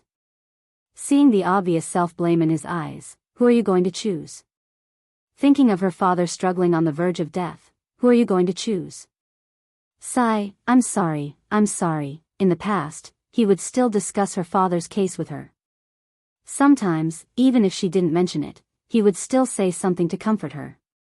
But this time, when Shentong fell from the horse, he almost didn't tell her the whole story. He had been calmly handling his affairs without any scruples. Without the scruples he had in the past, he was a merciless chess player. It was as if her father had never been a chess piece in this game. His methods were ruthless and decisive, and his speed was shocking. He almost didn't give Shentong any chance to counterattack. Every move was fatal. Everyone fell, except for her father. He had always been calm and collected. He would block soldiers with arms and water with an earth weir. It turned out that she was so sensitive. She was so sensitive that she could guess his thoughts with just a sentence and a sigh. Yi lowered her head. She wanted to sleep. Once she fell asleep, her father would wake up, and everything would return to the beginning. But the door of the emergency room opened. Seeing the doctor's expression and the helplessness when his shoulders drooped, he walked over. Jiang Zhao stood up. Yi didn't hear what the doctor said. She only saw the doctor's lips open and close. He frowned and seemed to be powerless to comfort her. Yi stood up, turned around, and walked to the other end of the corridor. At this moment, her footsteps quickened. She heard the sound of the waves. Actually, she wanted to go to Hawaii for her honeymoon. She just liked the name. She had been to many places before, but she had never been to other places with Jiang Zhao. Other than Ji City, he was very busy. There was also the sound of the spatula stirring in the wok as the vegetables were poured into the wok. Chi. She could calmly cover the lid of the wok or wait for the flame to extinguish by itself before continuing to stir-fry. The sound of the stainless steel and the iron smashing against each other was filled with happy notes. Jiang Zhao loved to eat the dishes she cooked and said that she was a great chef. That kind of life was very beautiful. The sound of panting was the product of a man's passion before, during, and after passion. She was fascinated by it and could even hear his unbearable groans, followed by kisses. Those kisses were soft and fragmented with soft sounds, followed by his faint murmurs, Yun Yi, Yun Yi. Her arm was grabbed, then pulled, and she crashed into that embrace. It was both familiar and unfamiliar. She gripped the man's collar tightly, gritted her teeth, and squeezed out a voice from her lungs. I'll go back and cook, I'll give it to you when I get back. Cook for you. Yun Yi. The man hugged the woman in his arms like that. It was as if he was hugging a murderous weapon with large spikes all over its body. He hugged her tightly in his arms and used his chin to knock against her chin. Yun Yi, the elevator door opened with a ding sound. The weapon began to tremble as if it had been injected with some kind of divine power. It struggled fiercely. I want to go back, I want to go back. Yun Yi, listen to me. Wait a moment, I'll get someone to pick you up. I'll deal with it here. Deal with what? Yi raised her head, but she couldn't see the man above her head clearly. She only knew that there were water droplets dripping on her face, drop by drop, continuously dripping onto her face. Her chin kept trembling, and her teeth kept clattering against each other, making a low, tap, tap, tap sound. She looked at him in confusion, and her brows were furrowed in disbelief. Deal with what? What do you want to deal with here? I want to go home. What are you still doing here? You've watched for so long today. It's enough. Come again tomorrow. Come again tomorrow. Looking at Yi self-deceiving and painful appearance, Jiang Zhao felt that his heart had turned into a piece of cloth. Yi's eyes were filled with inquiry, doubt, and hatred, but they were all covered up by deep pain. That gaze was like a hand stuck in the gap of the fabric of his heart. She exerted a little force, and he could hear a chi-la sound from his heart. She exerted another force, and there was another sound from his heart. Then, it was a long chi sound. The sound of something breaking. When she pulled it all the way to the end, the edge of the pain was the edge of the broken hair. It couldn't go back to how it was before. Yun Yi, the rescue is ineffective, ineffective. He pressed the woman's head against his collarbone. He didn't dare to look into her eyes again. He didn't dare to at all. He was so cowardly that he hated himself. You lied to me. He pushed her hard and rushed into the elevator. It was unknown how cold-resistant a person was to be able to survive year after year in a world of ice and snow. Then, they would grow up, mature, and age. Generation after generation, they would survive like this. Life was a force that couldn't be underestimated. However, Yi felt that her life force wasn't that tenacious. She was a little numb from the cold. Snowflakes were floating in the sky, and ice shards were falling. At this time, the wind was like a knife with ice shards. It scraped her face, tore her clothes, and hurt her entire body. After being in pain for a long time, she felt that it was so painful. Why did she still want to live? Because of this thought, her heart ached. Because so many people didn't feel pain, didn't suffer, and were happy. Every family had daily necessities. In the morning, they had soy milk and steamed buns. In the afternoon, they had fast food boxes for lunch. In the evening, their parents would disturb them. They talked about their studies, classmates, work, colleagues, and whose dogs in the community had gone missing. The owner was so worried that they cried, and so on and so forth. Every day, their families were dull and boring, but they were happy and blissful. That was something that she couldn't get even if she begged for it.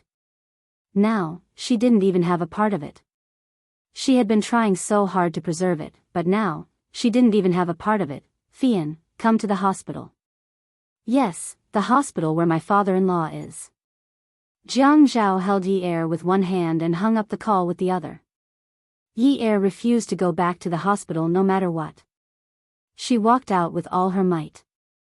Jiang Zhao had no choice but to call Qin Fian and ask him to come over and deal with Yun Hongwei's matter. When a person suffered a huge blow, they would try to escape from reality. They would use another action to cover up the unacceptable truth. Just like Yi Er now. She felt that if she wasn't in the hospital, the fact that Yun Hongwei's rescue was ineffective would not be valid. As long as she pretended not to hear, it wouldn't become the truth. Time would turn back. She would think that if she had done something at this time, things wouldn't have turned out this way. When Qin Fian rushed to the hospital, Yi Er had fallen asleep in Jiang Zhao's arms. Jiang Zhao sat on the large sofa in the waiting room. Yi Er was lying on his lap, her head resting on his shoulder. Her long legs were placed on the sofa. This position wasn't comfortable to sleep in, but it looked like she was still asleep. Actually, Jiang Zhao knew that she wasn't asleep. She just didn't want to open her eyes. She didn't want to talk to anyone. She didn't want to hear anyone talk. She didn't want to hear anyone talk about the fact that Yun Hongwei had already passed away. Qin Fian wasn't stupid. When Jiang Zhao was focused on killing Chen Tong, he knew that Yun Hongwei wouldn't wake up so easily. Otherwise, if Jiang Zhao cared so much about Yi Er, how could he ignore Yun Hongwei's situation? After all, it wasn't easy for him to get medical parole. There were already people criticizing him. Chen Tong's family involved Yun Hongwei. The Qin and Jiang families had analyzed this before. That was why they had been slowing down their actions or not taking any action at all, waiting for the matter to die down. Since everyone understood this logic, how could Jiang Zhao not understand it? But he had attacked his opponent ruthlessly at this juncture. This meant that he didn't have any worries. If a married couple had a harmonious relationship and didn't have any worries, then there was only one possibility. Yun Hongwei wouldn't wake up so soon. But the difference between not waking up so soon and never waking up was too big. Qin Fian didn't even say a word. He only glanced at Jiang Zhao in the waiting room, his eyes red as he hugged Yi Er. He adjusted his glasses and left. He quickly found a doctor and went through the relevant procedures. Jiang Zhao hugged Yi Er in his arms. It was different from the last time with the Ouyang Yen. At that time, she was forced to be in his arms. This time, although she struggled at first, she fell into his arms willingly and slept. Although he could see her eyes moving from time to time under her eyelids and the tears at the corners of her eyes never dried, she didn't struggle again. But even though she was quiet, he could still feel the aggressive nails all over her body. Yun Yi. The cuffs of his sleeves gently rubbed the corners of her eyes. Yi Er closed her eyes. After hearing this, the corners of her mouth moved slightly. She moved in the man's arms and leaned in. It seemed that she didn't find the right position, so she simply shrank down and rested her head on the man's lap. Her body curled up, and her face buried in his stomach. She sobbed and choked. I'm a cloud. I float here and there. I don't have a fixed place. I'm just a cloud. Now, I feel that my surname is Yun. It's so sad. Her low voice was just like her words. It was so sad. In an instant, the clouds started to rain, wetting the man's clothes. Jiang Zhao didn't know how to catch this cloud. Betrayal could be corrected, forgiven, and found evidence to clear his name. But what about the revenge of killing his father? He held her hand and didn't dare to let go for a moment. The pain continued to spread. He tilted his head and looked out the window. It was already night time, and there were no clouds in sight. It seemed that there was no hope left. The man's voice was hoarse as if he was complaining. Yun Yi, you're a cloud, but in my sky, you're the only cloud. Attention, Xinwu 799. You're tuning into the A Romantic Tales YouTube channel. Don't forget to subscribe and join us on this journey to catch the most captivating stories.